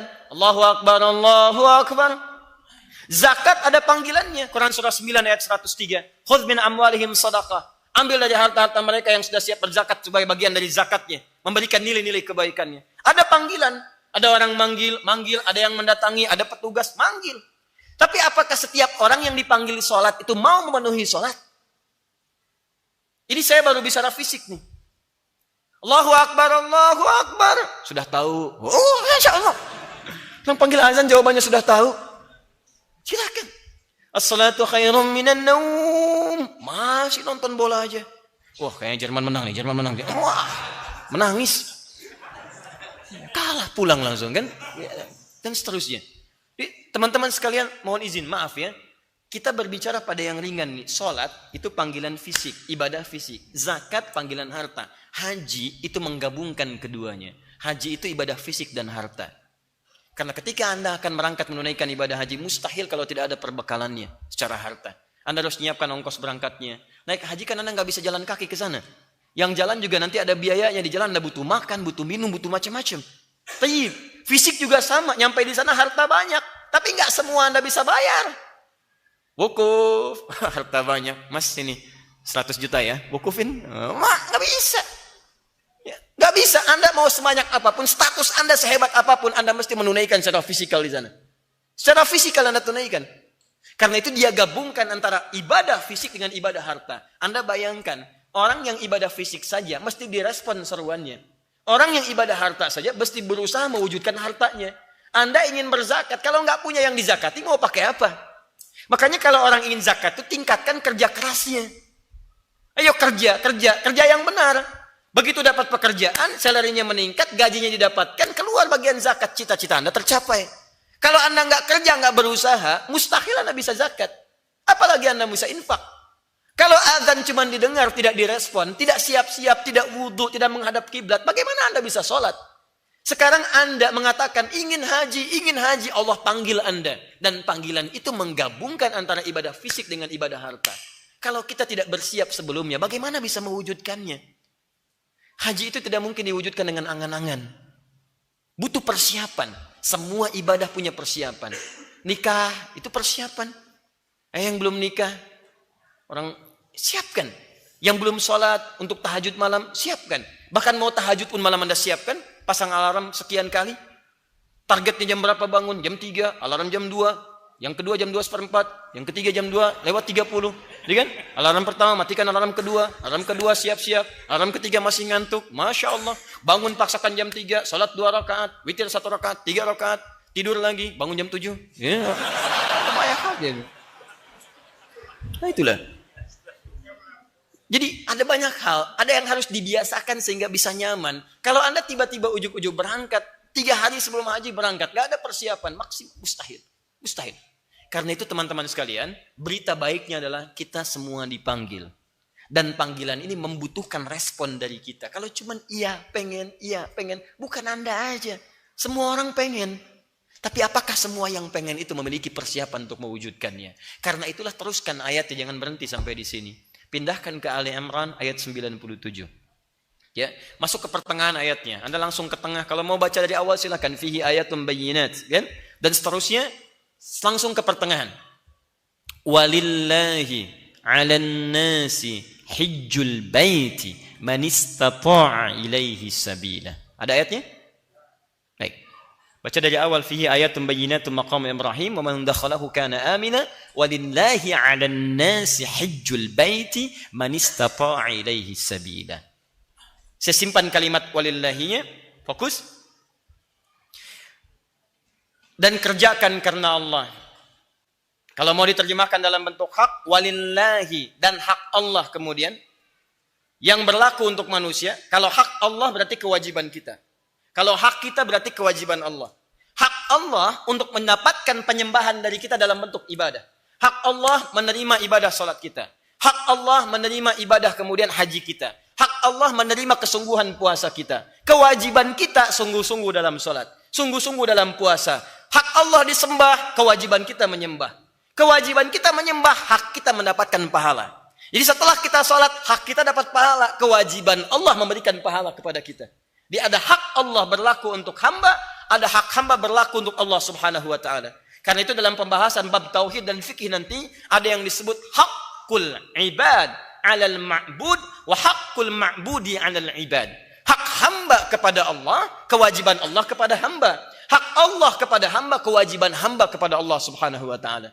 Maka ketika Allah katakan walillahi 'alan nasi, dan hak Allah Subhanahu wa taala. Ini hak saya nih. Bagi setiap manusia wajib hijjul baiti untuk menunaikan ibadah haji. Paham? Nah, dari sini kemudian ulama menyimpulkan hukum haji itu wajib hukumnya. Seperti wajib menunaikan salat, seperti wajib menunaikan zakat. Cuma turunan-turunan spesifiknya berbeda. Salat wajib, kewajiban salat tidak sama dengan nilai kewajiban zakat. Turunannya berbeda nanti. Kalau salat nanti hampir tidak ada toleransi, zero tolerance. Zero tolerance. Baik nggak punya harta saat ini atau punya tetap salat. Anda berdiri, sholat. Gak bisa berdiri, duduk, tetap sholat berlaku. Gak bisa duduk, berbaring, silahkan. Qu'udan. Ya, Quran surah keempat ayat 103. Ya, fa'idha qadaytumus sholata fadhkurullaha qiyaman wa qu'udan wa ala junubikum. Anda gak bisa berdiri, duduk. Tidak hilang kewajiban sholat. Anda gak bisa duduk, berbaring. Berbaring masih sulit bergerak dengan isyarat. Isyarat susah begini, dengan mata berkedip selama masih sadar. Mata gak bisa berkedip, ya kami sholatkan. Siap-siap. Ya. Jadi semua turunan ada. Ada semua turunan, tapi zakat berbeda. Zakat berbeda. Belum ada sampai nisabnya, belum berlaku. Haji wajib, tapi sama-sama wajib, cuma turunannya berbeda. Maka disatukan nanti di hadis riwayat Muslim, nomor hadis yang ke-8. Langsung malaikat yang mengkonfirmasi kewajiban ini. Ya, kepada Nabi SAW. Mal Islam, kata Nabi, antashhadu an la ilaha illallah wa anna Muhammadar Rasulullah wa tuqimas salat wa tu'tiyaz zakah wa tasuma Ramadan wa tahujjal baita in istata'ta ilaihi sabila. Nah, sekarang bagaimana kewajiban itu bisa kita wujudkan? Ini poin utamanya. Dan saya melihat bahwa seringkali menurut saya ada yang kurang maksimal dalam memahami kalimat ini. Ada yang kurang maksimal. Saya tidak mengatakan salah, tapi kurang maksimal. Perhatikan ayatnya. Walillahi haq Allah 'alan nasi, bagi setiap manusia yang beriman kepada Allah, yang mau mendekat kepada Allah. Baik, fokus hajjul baiti, untuk menunaikan ibadah haji. Man istata'a. Siapa yang mau menunaikan ini? Kata Allah, saya undang nih. Ketika saya undang, hak saya untuk mendapatkan undangan dari kalian semua itu, untuk datang. Kewajiban kalian datang memenuhinya kepada saya. Tapi apakah semuanya akan memenuhi kewajiban itu? Kata Allah, man istata'a ilaihi sabila. Semua manusia saya undang, tapi tidak setiap manusia mampu mewujudkannya. Siapa yang bisa mewujudkan itu? Man istata'a ilaihi sabila. Satu man. Allah tidak mengatakan alladzina, man. Bismillah.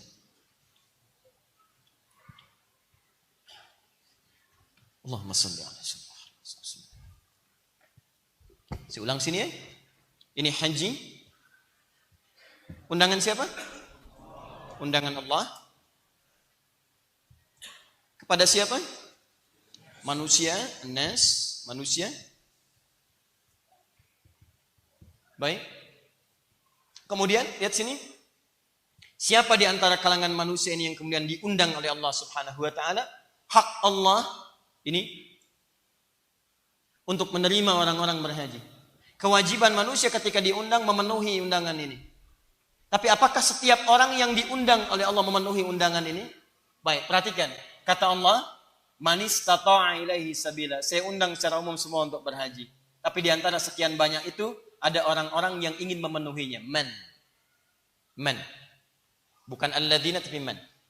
Kedua, istata'a ilaihi sabila.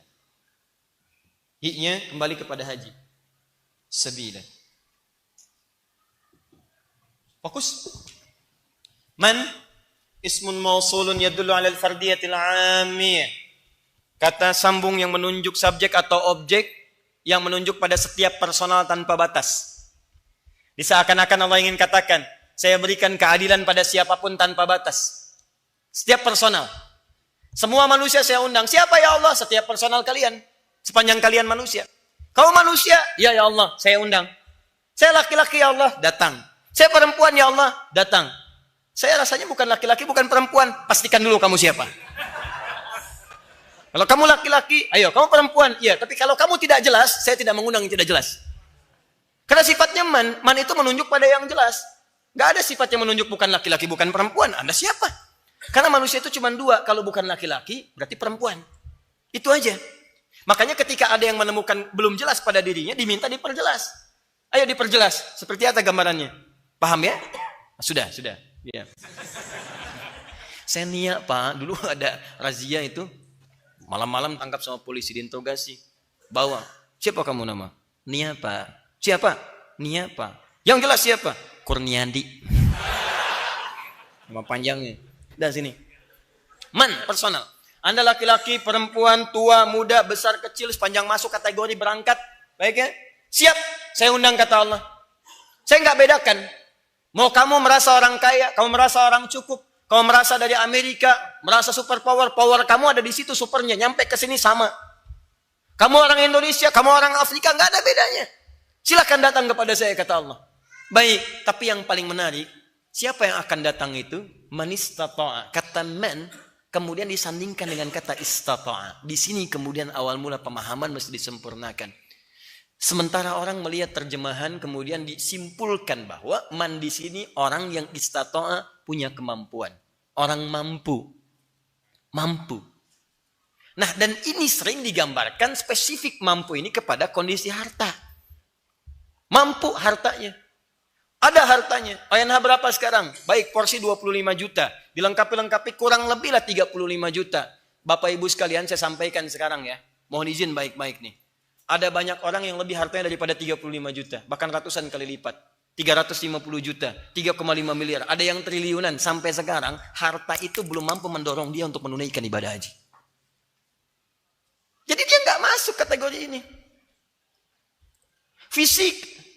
Oh iya, ini hartanya ada tapi fisiknya belum memungkinkan, gak bisa berangkat. Demi Allah saya katakan, ada orang merasa sehat gak berangkat, orang sakit datang dan ketika datang pulang sembuh. Ada. Dan kami sering menangani Bapak Ibu sekalian. Waktu saat berhaji, Masya Allah. Ada yang muntah-muntah sekian, kata dokter ini udah nih, selesai. Masya Allah. Berangkat ke sana. Dia udah nyiapin sampai kain kafan mau berangkat karena divonis, udah selesai. Berangkat sampai ini kapan saya nih dengan ihramnya dan sebagainya. Kalau wafat sudah ikhlas keluarga dan sebagainya. Tapi kan urusan kematian bukan urusan manusia. Vonis Allah tidak sama dengan vonis manusia. Allah berkehendak terjadi itu semua. Allahu Akbar, ini nyata di hadapan kami langsung ceritanya dengan pembimbingnya. Anda tahu apa yang terjadi? Muntah darah, tawaf. Tapi saya ingin sempurnakan. Kemudian di Muna. Ada yang menyebut Mina tapi lebih tepat Muna. Jadi mabit di Muna, kemudian ada yang nafar awal dia pengen sempurnakan, saya nafar thani aja. Terus, wah ternyata mau berikutnya masih hidup juga. Mau berakhir masih hidup. Sampai akhir musim haji hidup juga. Pulang ke Indonesia, ini nyata orangnya masih hidup. Sampai saya bicara terakhir, mudah-mudahan Allah pun berikan kemuliaan sampai hari ini. Pulang ke Indonesia, ternyata dicek hilang penyakitnya semua. Hilang demi Allah saya katakan. Ternyata teman yang sehat yang mengantar dia duluan meninggal. Yang ini sehat. Berangkat. Jadi ada orang divonis sehat, fisiknya kuat, belum bisa berangkat. Ada orang sakit malah berangkat. Ada orang dikatakan ini nggak bisa nih, ini mampunya harus kaya nih. Ada uangnya, nggak bisa berangkat. Toh ini banyak punya uang tapi nggak bisa berangkat. Kok bisa pemulung suami istri? Kisah nyata, mulung, nabung. Datang tiba-tiba kepada satu DKM. Dikira bawa map untuk minta proposal. Bagian dari Idul Adhanya. Apa yang terjadi? Tiba-tiba dikatakan, mohon maaf kami bukan mau minta bagian daging. Tapi tahun ini kami ingin berkurban. Suami istri niapkan untuk mulung, untuk bisa berbagi. Anda bayangkan, mulung untuk berbagi. Ambil berikan. Allahu Akbar. Viral kisahnya kemudian. Kata penerimanya ini langsung. Beliau bahkan nulis resonansi pada saat itu di Koran Republikan. Udah lama kisahnya. Lama sekali. Beliau sampaikan, saya lebih berhak memakan daging kamu duluan. Bukan daging orangnya, daging kurbannya maksudnya. Oh, Masya Allah. Viral kisahnya, begitu viral kisahnya menyebar langsung teman-teman yang digerakkan oleh Allah. Rabb semesta alam. Tuan-tuan kecil di dunia itu disentuh hatinya langsung oleh Allah. Iuran mereka, ONH plus berangkat. Kalau saya mau cerita lebih banyak lagi, bahkan di tempat ini jemaah kita teman-teman sekalian. Nanti saya ceritakan saat masuk kepada fikih manasiknya. Itu indah. Nah, jadi apa sebetulnya yang dimaksud dengan istata'a ini? Istata'a itu ada maknanya. Dan bukan sembarang makna. Ini dibagi dua kata. Saya naikkan ke atas. Bismillah. Istata'a. Kata ini asalnya memiliki dua bagian. Ista dan ta'. Ista gini dan ta'. Ta'a ya ta'u. Kata sifatnya atau kata bendanya disebut dengan ta'atun. Ta'ah. Ta'atun. Ini kata bendanya, noun. Ini verbnya. Ini kata kerja, ini kata bendanya. Ta'a sifatnya, yang ini kata kerjanya. Ta'a ya ta'u. Paham? Ata'a yuti'u. Semua berasal dari sini. Ditambah kemudian ista di depannya. Awas. Nanti dalam ilmu saraf nanti, setiap penambahan di awal-awal kata akan memberikan makna yang berbeda. Ada derivasi di ilmu saraf. Awas, bukan cuma kata ganti. Awas, di kata kerja juga ada. Fa'ala yaf'ilu, fa'ala yaf'ulu, fa'ala yaf'alu. Nanti istaf'ala yastaf'ilu beda dengan fa'ala yatafa'alu. Ada tafa'ala yatafa'alu, ada fa'ala yufa'ilu. Itu lain maknanya. Nah, sekarang perhatikan baik-baik. Ta'a diartikan dengan kepatuhan mutlak. Patuh secara mutlak. Tidak ada alasan.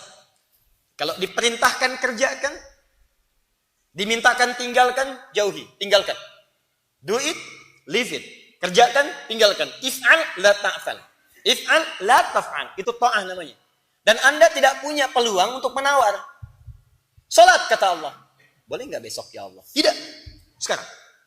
Puasa Ramadan. Ya Allah sekalian aja Masya Allah. Tidak. Sekarang. Dikerjakan. Jauhi ini. Tinggalkan. Babi jangan dimakan. Kenapa ya Allah? Tidak usah ditanya. Yang taat itu ketika diperintahkan kerjakan. Minta tinggalkan, tinggalkan. Tanpa banyak ditanyakan. Ingat. kalau Allah perintahkan sesuatu Anda belum paham, maka imani dulu, yakini dulu, kerjakan. Dengan Anda meyakini itu, nanti Allah berikan hikmah, pemahaman dari situ. Kalau Anda banyak pertanyakan, ujung-ujungnya Anda nggak akan kerjakan itu. Ya Allah, kenapa warisan 2:1? Wah, diteliti semuanya. Sampai capek, tinta habis banyak dan seterusnya. Ya, tapi ujung-ujungnya Anda malas mengerjakannya. Jadi kalau sudah jelas perintah dikerjakan, lakukan, itu namanya ta'ah. Ketaatan mutlak tidak berlaku kecuali hanya 2 bagian saja. Satu Allah, kedua Rasul. Karena itu kalimat taat di Quran sering disandingkan dengan 2 ini saja. Wa ati'ullaha wa ati'ur rasul.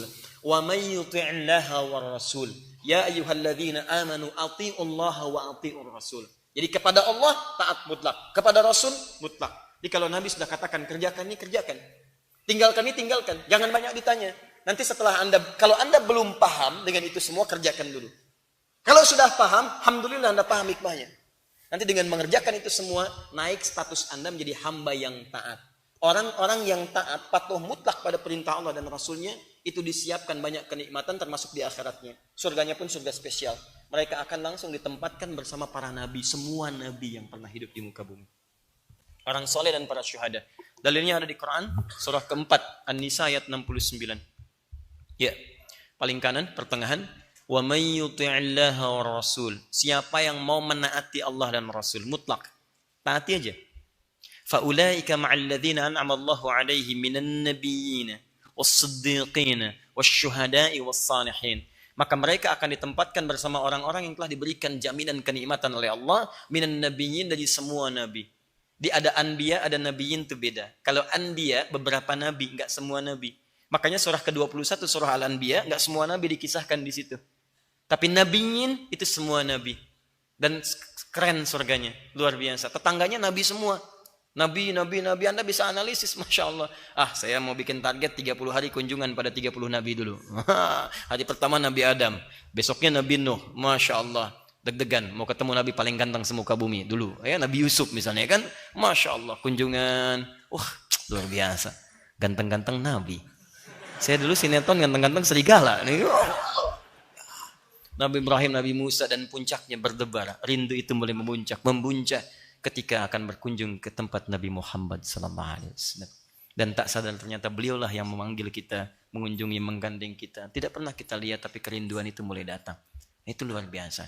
Kalau Anda ingin mendapatinya, maka taat pada Allah dan Rasul itu kuncinya. Itu poinnya. Nanti ada yang lain dari kalangan orang-orang soleh, salihin, dari syuhada, orang-orang syuhada. Kalau nggak ada panggilan perang secara fisik, berarti ta'lim itu syuhada. Nilainya sama dengan Quran surah 9 ayat 122. Di situ disebutkan persamaan antara orang yang berjihad dengan fisik dengan orang berjihad dengan ilmu. Jadi kalau Anda mendapati panggilan taklim, itu jihad Anda di situ. Kalau waktunya luang, datangi. Boleh jadi disitulah waktu Anda kembali kepada Allah Subhanahu wa ta'ala. Ternyata vonisnya berlaku pada hari itu. Begitu Anda berangkat, tiba-tiba ya Allah, datang ke majelis ilmu, berwudu, datang dengan ikhlas, begitu salat 2 rakaat, nunggu ustadznya, Masya Allah, Anda nunggu ustadz, ternyata yang datang malakul maut. Qul yatawaffakum malakul maut alladzi wukkila bikum. Quran surah 32 ayat 11. Datang, diwafatkan Anda saat sedang dalam menuntut ilmu, maka wafat Anda syahid pada saat itu. Bersama Nabi Anda SAW. Jika Anda bertaubat sebelumnya, jauhi dosa-dosa dan seterusnya. Itu luar biasa. Makanya kita mesti pandai-pandai. Anda mewafatkan, wafat itu kita nggak bisa memilih. Tapi persiapannya bisa kita lakukan. Anda tidak bisa memilih kapan Anda diwafatkan. Tapi Anda bisa berikhtiar dalam cara apa Anda wafat menghadap Allah Subhanahu wa ta'ala. Makanya saya sering katakan, kalau Anda ingin diwafatkan dalam keadaan yang baik, maka hindari maksiat. Dan saat Anda terfikir mengerjakan maksiat, bayangkan seketika diwafatkan oleh Allah Subhanahu wa ta'ala. Anda mau ngambil hak orang lain, bayangkan wafat saat itu. Anda diminta korupsi, Anda mau korupsi, bayangkan wafat saat itu. Ya, dan seterusnya, dan seterusnya, dan seterusnya. Teman-teman sekalian, kalau kemudian taat itu ingin kita raih, ingin kita mintakan untuk mendapatkan ketaatan itu, dalam bentuk keinginan dan usaha untuk mewujudkannya, maka tambahkan ista di depannya. Karena ista dalam bahasa Arab, di ilmu sharaf, itu memiliki beberapa fungsi. Satu, menunjukkan permintaan, keinginan.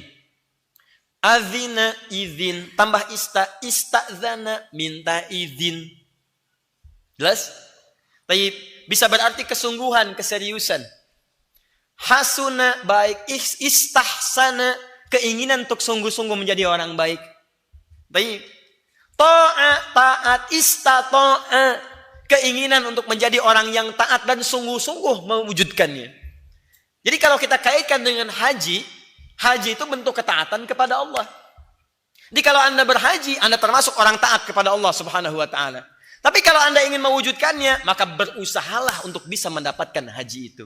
Istata'a itu lebih tepat diartikan berusaha untuk mampu mewujudkan ketaatan kepada Allah. Ketaatannya apa bentuknya? Haji. Kalau kalimat hajinya dipotong, maka bentuk makna paling pendeknya berusaha untuk mampu. Jadi bukan sekedar mampu. Beda antara mampu dengan berusaha untuk mampu. Kalau dikaitkan dengan haji, berusaha untuk mampu berhaji. Anda ini diundang, cuman Anda ini punya usaha nggak untuk memenuhi undangan itu? Nabung bagian dari usaha kita. Berdoa bagian dari usaha kita. Semua amaliyah ketaatan kita kepada Allah, kalau diniatkan itu untuk usaha untuk berhaji, diundang dan terjadi undangan itu. Tapi kalau Anda nggak ada usahanya, mustahil. Makanya istita'ah itu jangan sekedar diartikan mampu, tapi berusaha untuk mampu. Berusaha mewujudkan itu. Itu yang dimaksudkan. Ayo dari segi harta, dari segi yang lain dan sebagainya. Jadi kalau kita punya usaha untuk itu ada nilai di sisi Allah untuk mewujudkan keinginan yang telah Anda lama cita-citakan itu. Paham sampai sini? Itulah sebabnya kenapa banyak orang mendapatkan predikat kaya dalam urusan dunia, karena dia tidak punya usaha mewujudkan haji, maka tidak mendapat undangan di sisi Allah Subhanahu wa taala. Undangannya ada tapi tidak terpenuhi. Ada orang fisiknya kuat tapi tidak bisa mewujudkannya. Kenapa? Karena dia tidak berusaha mewujudkan itu semua. Sekarang pertanyaan terbesarnya, jadi sudah kita urutkan satu-satu. Sekarang pertanyaan terbesarnya, Ustaz, bagaimanakah Al-Quran dan Sunnah membimbing kita untuk melakukan amalan sehingga dianggap berusaha mampu mewujudkan itu? Bahkan hebatnya, nanti ada amalan-amalan yang ketika dikerjakan itu dalam pandangan orang kayaknya nggak bisa nih orang ini haji. Tapi ternyata hukum Allah tidak sama dengan perkiraan manusia. Tiba-tiba berangkat. Spesifik, amalan apakah yang diisyaratkan Al-Quran dan Hadis supaya kita bisa menekuni itu semua agar bisa memiliki kemampuan utama untuk berangkat menunaikan ibadah haji. Itulah yang akan kita bahas dalam pertemuan episode yang akan datang. Baik, cukupkan dulu supaya kita pelan-pelan belajarnya. Paham dulu. Hari ini mengerti dulu, begitu Anda pulang, oh mah, ternyata kita diundang haji ya? Iya, kapan Pak berangkat? Itu masalahnya. Ya. Ternyata masalahnya bukan di waktunya. Silahkan cek. Demi Allah saya katakan sekarang banyak terjadi. Bapak undangan kapan? 2028. Undangan kapan? 2024. Tiba-tiba besoknya ada berita, Pak siap-siap haji ya, berangkat tahun ini. Loh, kok bisa? Ah, bukan kok bisa. Tanyakan pada diri Anda sedang mengamalkan amalan apa? Boleh jadi masuk dalam turunan-turunan itu. Apa itu amalannya? Episode yang akan datang.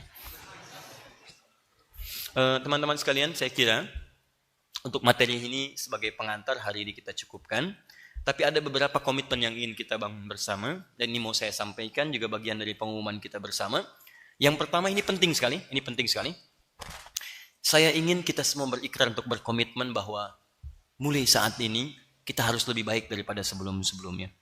Jadi hamba Allah yang baik, kita saling doakan. Termasuk mohon doakan saya. Pertama, agar Allah berkenan mengampuni dosa-dosa saya. Dan kedua, orang tua serta keluarga. Saya tidak minta apapun dari Anda semua. Itu saja. Tolong dalam sujud mintakan. Pasca salat mintakan. Dan sebut namanya supaya Allah mengampuni dosa-dosa kami. Saya juga demikian mendoakan Anda semua. Saya anggap semuanya bagian dari keluarga yang kita sebut di sisi Allah sebagai nilai-nilai kebaikan. Saya berharap suatu saat kita bergandengan tangan menuju surga dengan nilai-nilai terindah.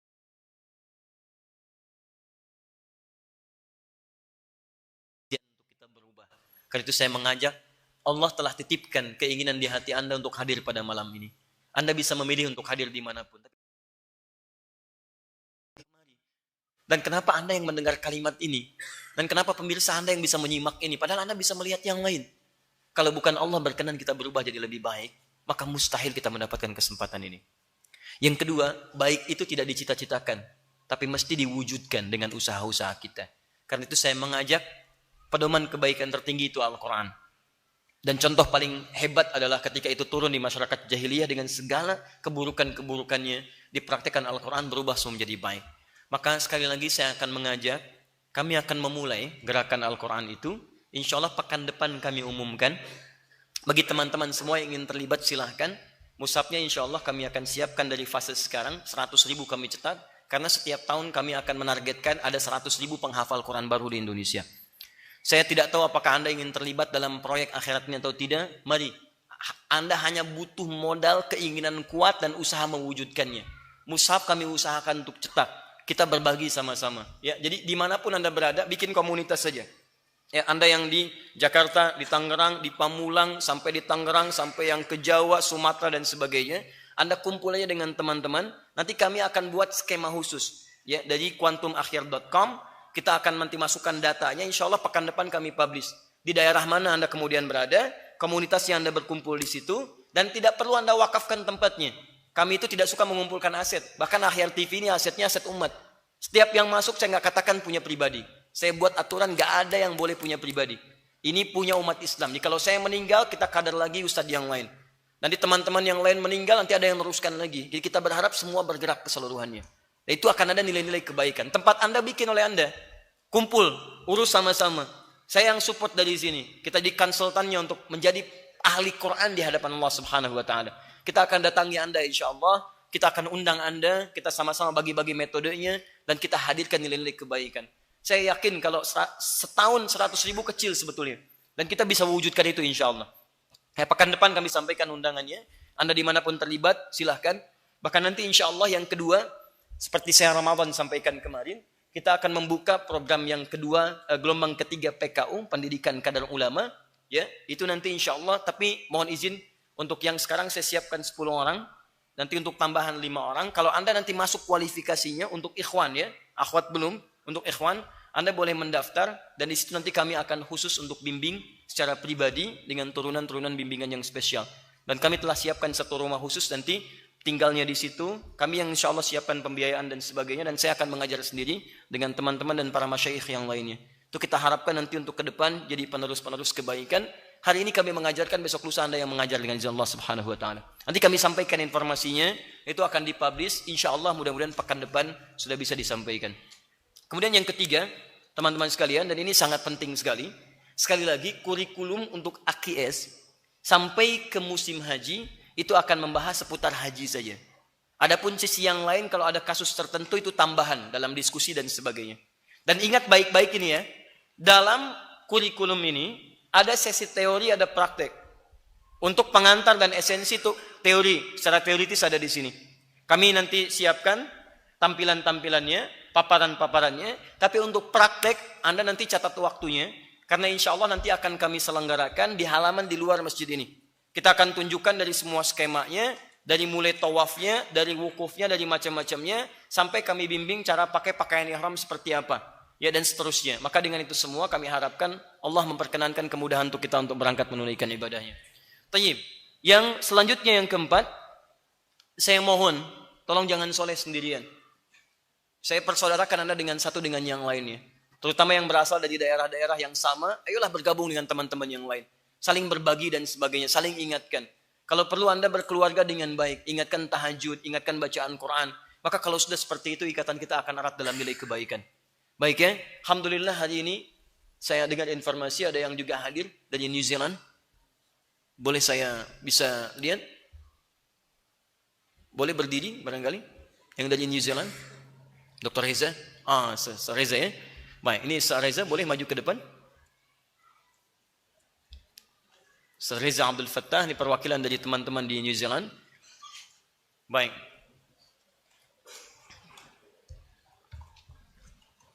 Jazakallah khair.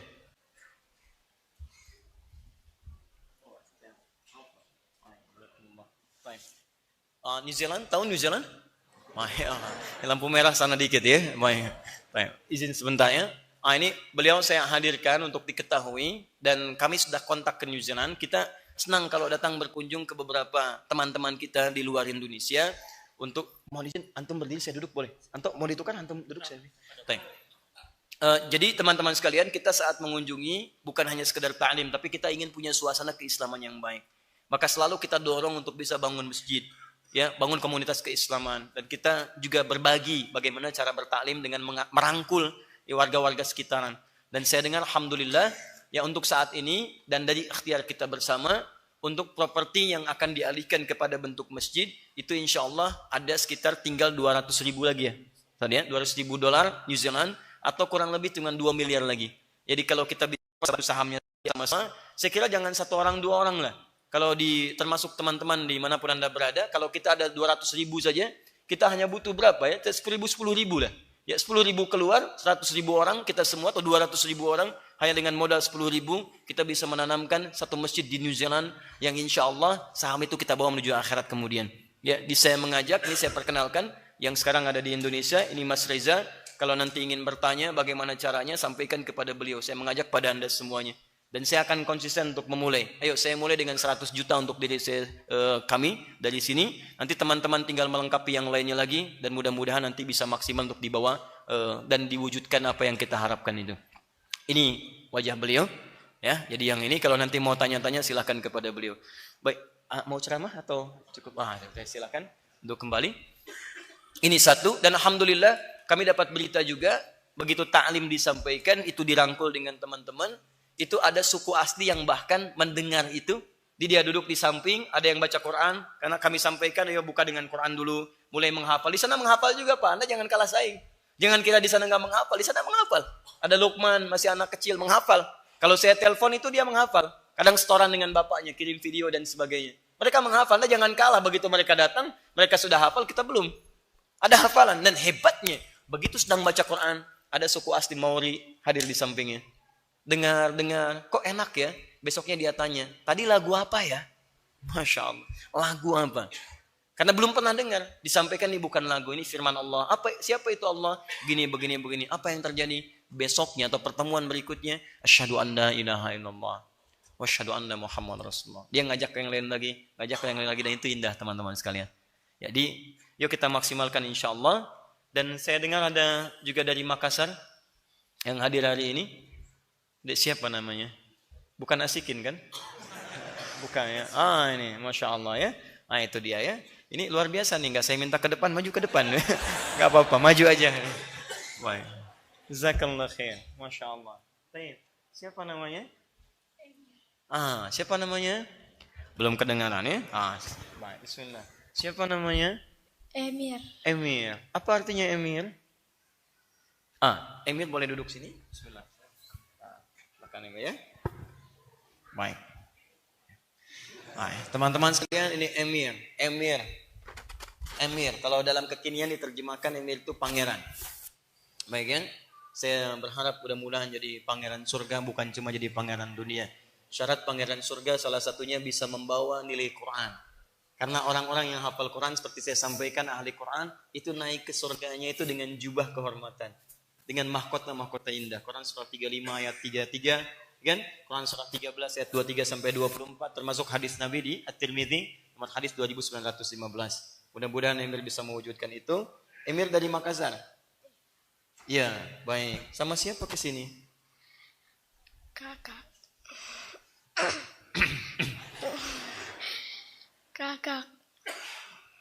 Baik. Baik. Emir mau apa ke sini? Nyetor hafalan. Mau setor hafalan. Masya Allah. Jauh-jauh dari Makassar mau setor hafalan. Tidak ada yang lain? Mau tisu barangkali? Tidak setor hafalan. Baik. Apa yang mau disetorkan? Al-Mursalat. Saya mau tanya Emir. Saya ngundang Emir tidak? Malam ini? Tidak. Direncanakan tidak? Iya. Tidak. Baik. Saya ingin sampaikan begini. Ada sebagian orang menduga kalau kita undang satu anak dan teman-teman, ada sebagian menduga itu hal yang direncanakan. Demi Allah, setiap sesi AKS tidak pernah kita merencanakan apapun. Ada teman-teman yang datang, ada yang datang dari Aceh, ada yang datang dari Papua dan sebagainya. Hari ini kita kedatangan dari Makassar. Saya baru tadi mau disampaikan ada anak jauh-jauh datang dari Makassar untuk setoran Quran. Dan inilah anaknya Emir. Pertama saya berdoa kepada Allah, semoga Allah muliakan orang tuanya dan mudah-mudahan dengan keluarganya bisa menggapai surga yang diharapkan. Silakan Emir. Bismillah. A'udzu billahi minasy syaithanir rajim. Bismillahirrahmanirrahim.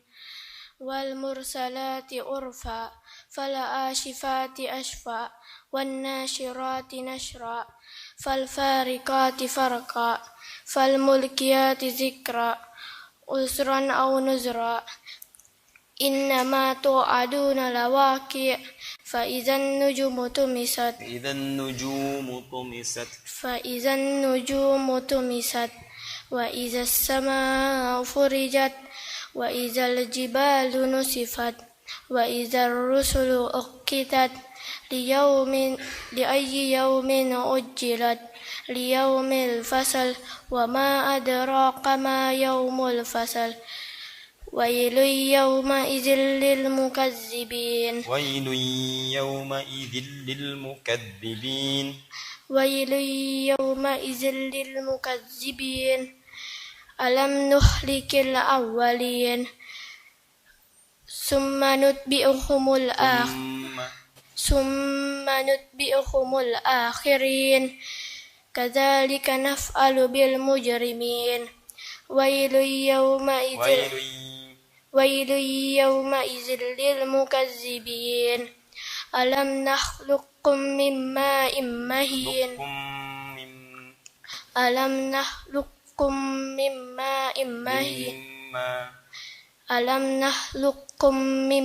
ماء مهين فجعلناه في قرار مكين إلى قدر معلوم فقدرنا فنعم القادرون ويل يومئذ للمكذبين ألم نجعل الأرض كفاتا أحياء وأمواتا وجعلنا فيها رواسي شميهة وأسقيناكم ماء فرطا ويل يومئذ للمكذبين انطلقوا إلى ما كنتم به تكذبون انطلقوا إلى ظل ذي ثلاث شعب لا ظليل ولا يغني من اللهب إنها ترمي بشرار كالقصر إنها ترمي بشرار كالقصر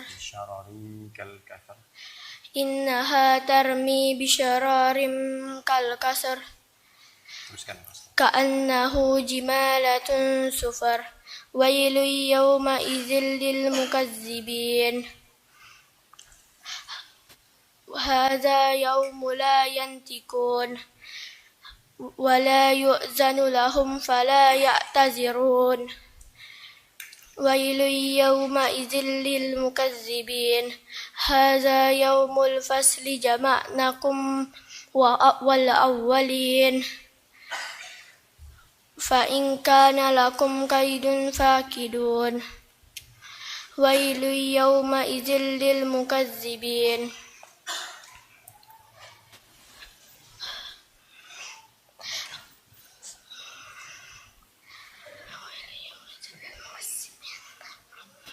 Teruskan. Ulang dulu satu ayat, dua ayat. ويل يومئذ للمكذبين Ulang lagi sekali lagi. Sebelum itu.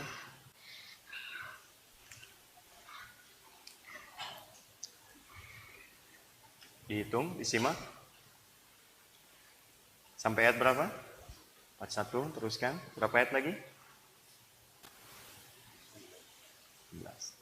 Cukup sampai di sini. Tahan sebentar. Saya sengaja tidak ingin ingatkan dulu supaya nanti bisa mengukur, karena saya melihat tadi dari awal ya, begitu kita diamkan, sambung lagi, diamkan, sambung lagi, kemudian beberapa bagian kita lihat yang konsisten, yang belum konsisten dan sebagainya. Cukup sampai sini dulu sebentar, Emir. Tahan sebentar teman-teman sekalian. Pertama, saya ingin sampaikan satu apresiasi yang luar biasa, bahwa anak ini tidak punya motivasi lain datang ke sini kecuali hanya ingin menyentorkan hafalan Quran. Dan ini tidak mudah. Sekali lagi, ini tidak mudah. Baik, banyak bahkan di antara penghafal Quran, bahkan yang sudah hafal satu surah, bahkan 114 surah, jarang ada keinginan-keinginan kuat kemudian untuk bisa mengecek hafalan-hafalannya. Anak ini datang dengan satu keinginan yang luar biasa. Maka saya bermohon pada Allah, mudah-mudahan Emir dijaga, disempurnakan hafalan, dan insya Allah kekuatan itu diberikan pada kita semua. Itu satu. Yang kedua, teman-teman sekalian, ini yang mau saya maksimalkan betul. bahwa ingat baik-baik ya, ingat baik-baik, hafalan itu jika sudah memiliki satu keterkaitan dengan hati kita sehingga punya keinginan kuat untuk menambah, mengecek, kemudian mempraktekkan itu semua, maka tolong berikan porsi yang maksimal untuk diri kita untuk merespon semua keinginan kekuatan itu. Karena tidak mudah untuk menemukan itu. Jadi kalau Anda sudah kehilangan bagian itu, tidak mudah memulainya kembali. Maka nasihat saya yang pertama kepada Emir, ya maksimalkan itu terus ya. Hafal lagi, sempurnakan lagi. Saya tidak hentikan tadi di bagian-bagian yang memang butuh konsistensi. Tidak apa-apa. Jadi kalau awal-awal masih semangat, nanti dorong lagi. Kalau Anda memiliki anak seperti Emir ini, maka saya sarankan pada Anda orang tua, cepat carikan guru yang mendampinginya. Sehingga hafalannya bisa dijaga, bisa dimaksimalkan, dan insya Allah bisa dikuatkan oleh Allah Subhanahu wa Ta'ala. Kalau malam ini tidak harus saya ke Banten, maka mungkin saya bisa undang semalaman untuk bisa mengajarkan nilai Quran. Hanya karena malam ini langsung kami harus berangkat ke Banten, dan esok insya Allah kami tersambung dari Menes, dari Pandeglang, untuk bisa menyampaikan nilai-nilai ta'lim dari sana, dari jam 9 sampai dengan menjelang zuhur insya Allah. Untuk Emir, sama siapa kesini? Tante. Baik ya. Sama siapa lagi? Kakak. Kakak. Siapa lagi? Ibu. Baik. Siapa lagi? Sudah. Tante 1. Kakak berapa? 2. 2 yang datang ke sini? Iya. Dua-duanya ke sini? Iya. Baik. Laki-laki perempuan? Dua-duanya. Dua-duanya? Baik. Ibu pasti perempuan ya. Ibu, kemudian kakak, 2 tante. Ibu tambah kakak 3. Kakak tambah tante 4, tambah Emir 5. 5 orang ke sini? 6. 6 orang. Siapa satu lagi? Emir ke sini sama ibu, sama kakak 2, sama tante. Kakak 2, ibu 1, 3, tante 4, Emir 1. 5 orang? 6. Satu lagi siapa? Tante 2. Ya? Tante 2. Oh, tante 2. Baik, ya ada tante 1, tante 2. Alhamdulillah. Baik. Tante 2, ibu 1, kakak 2, Emir 1. 6 orang? Semua dari Makassar atau di sini? Di sini. Di sini. Jadi siapa yang dari Makassar sebetulnya? Baik, Emir dari Makassar datang ke sini. Jalan ke sini? Enggak, pakai pesawat. Iya. Pakai pesawat. Yang pakai pesawat berapa orang?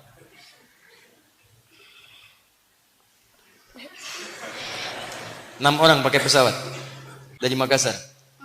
4 orang dari baik. Mana Mas Asikin? Asikin, Masya Allah. Tidak ada. Mana Asikin? Pakasar? Bukan, itu bukan Mas Asikin ya. Baik. Baik. Mas Asikin atau siapa panitia, tolong dicatat ya. 4 orang yang dari Makassar. Masya Allah Mas Asikin. Baik ya. Nah, pemirsa dimanapun Anda berada, ini Mas Asikin ya, masih ada di samping saya, dan ini sedang bercita-cita insya Allah menyusul saudaranya Mas Hanif, dan Mas Hanif itu admin Kiai, alhamdulillah, pas di bulan Syawal kemarin sudah menunaikan ibadahnya untuk pernikahannya, dia sudah menikah beliau, dan Mas Asikin insya Allah akan menyusul ya. Baik, ini jomblo syariah ya, nah, jadi sudah punya calon, ada yang jomblo sengketa, masih banyak pilihan ya. Mas Asikin ini yang 4 yang kesini. Nanti tolong dicatatkan, insya Allah tiket pulang perginya kami ganti ya, untuk berangkat dan pulang ke Makassarnya. Baik, Emir, mau apa lagi? Mau di sini aja? Silahkan ya. Baik. Ada mushaf? Baik ya, insya Allah juga kita akan titipkan mushaf. Ada 3 jenis mushaf yang kami akan hadiahkan untuk Emir. 1 mushaf At-Taisir, yang kedua mushaf Al-Akhyar yang terbaru, dan yang ketiga nanti ada mushaf khusus untuk bacaan biasa yang berwarna biru. Moga juga nanti ada buku yang kita akan berikan, buku Muslim Zaman Now hafal Quran dalam 30 hari. Sudah punya bukunya? Sudah. Baik ya, nggak apa-apa dibawa aja. Nanti mau dihadiahkan sama siapa, itu insya Allah diberikan. Baik Emir ya, nanti kalau sudah 30 juz kesini lagi ya. Mau 30 juz atau 31 juz? 30 aja, baik ya. Jadi kalau 30 kesini lagi ya. Emir berapa tahun usianya? Tahun ini 11. Tahun ini? 11. Bulan apa? Desember masih bulan depan ya. Baik, tanggal berapa? 26, Masya Allah, Alhamdulillah. Mudah-mudahan sehat selalu ya. Nanti insya Allah kalau ada yang mengontak, tahu mengontak artinya apa?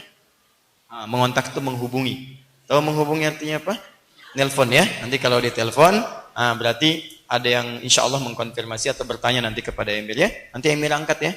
Punya nomor telepon? Berapa nomornya? 081242187788. Baik. Yuk diulang. Ayo. Halo, diulang. 081242 terus. Halo? Yang bisa ngulang saya kasih hadiah. Dan nanti tanya Emir ya. Baik Emir silahkan kembali ke tempatnya. Siapa lagi yang datang dari jauh? Boleh angkat tangan? Ada lagi? Yang dari luar Jawa? Halo? Dari mana? Bulukumba. Bulukumba. Di mana itu? Sulawesi Selatan, Masya Allah. Semoga Allah berikan pahala kebaikan kepada antum ya. Sudah hadir di sini.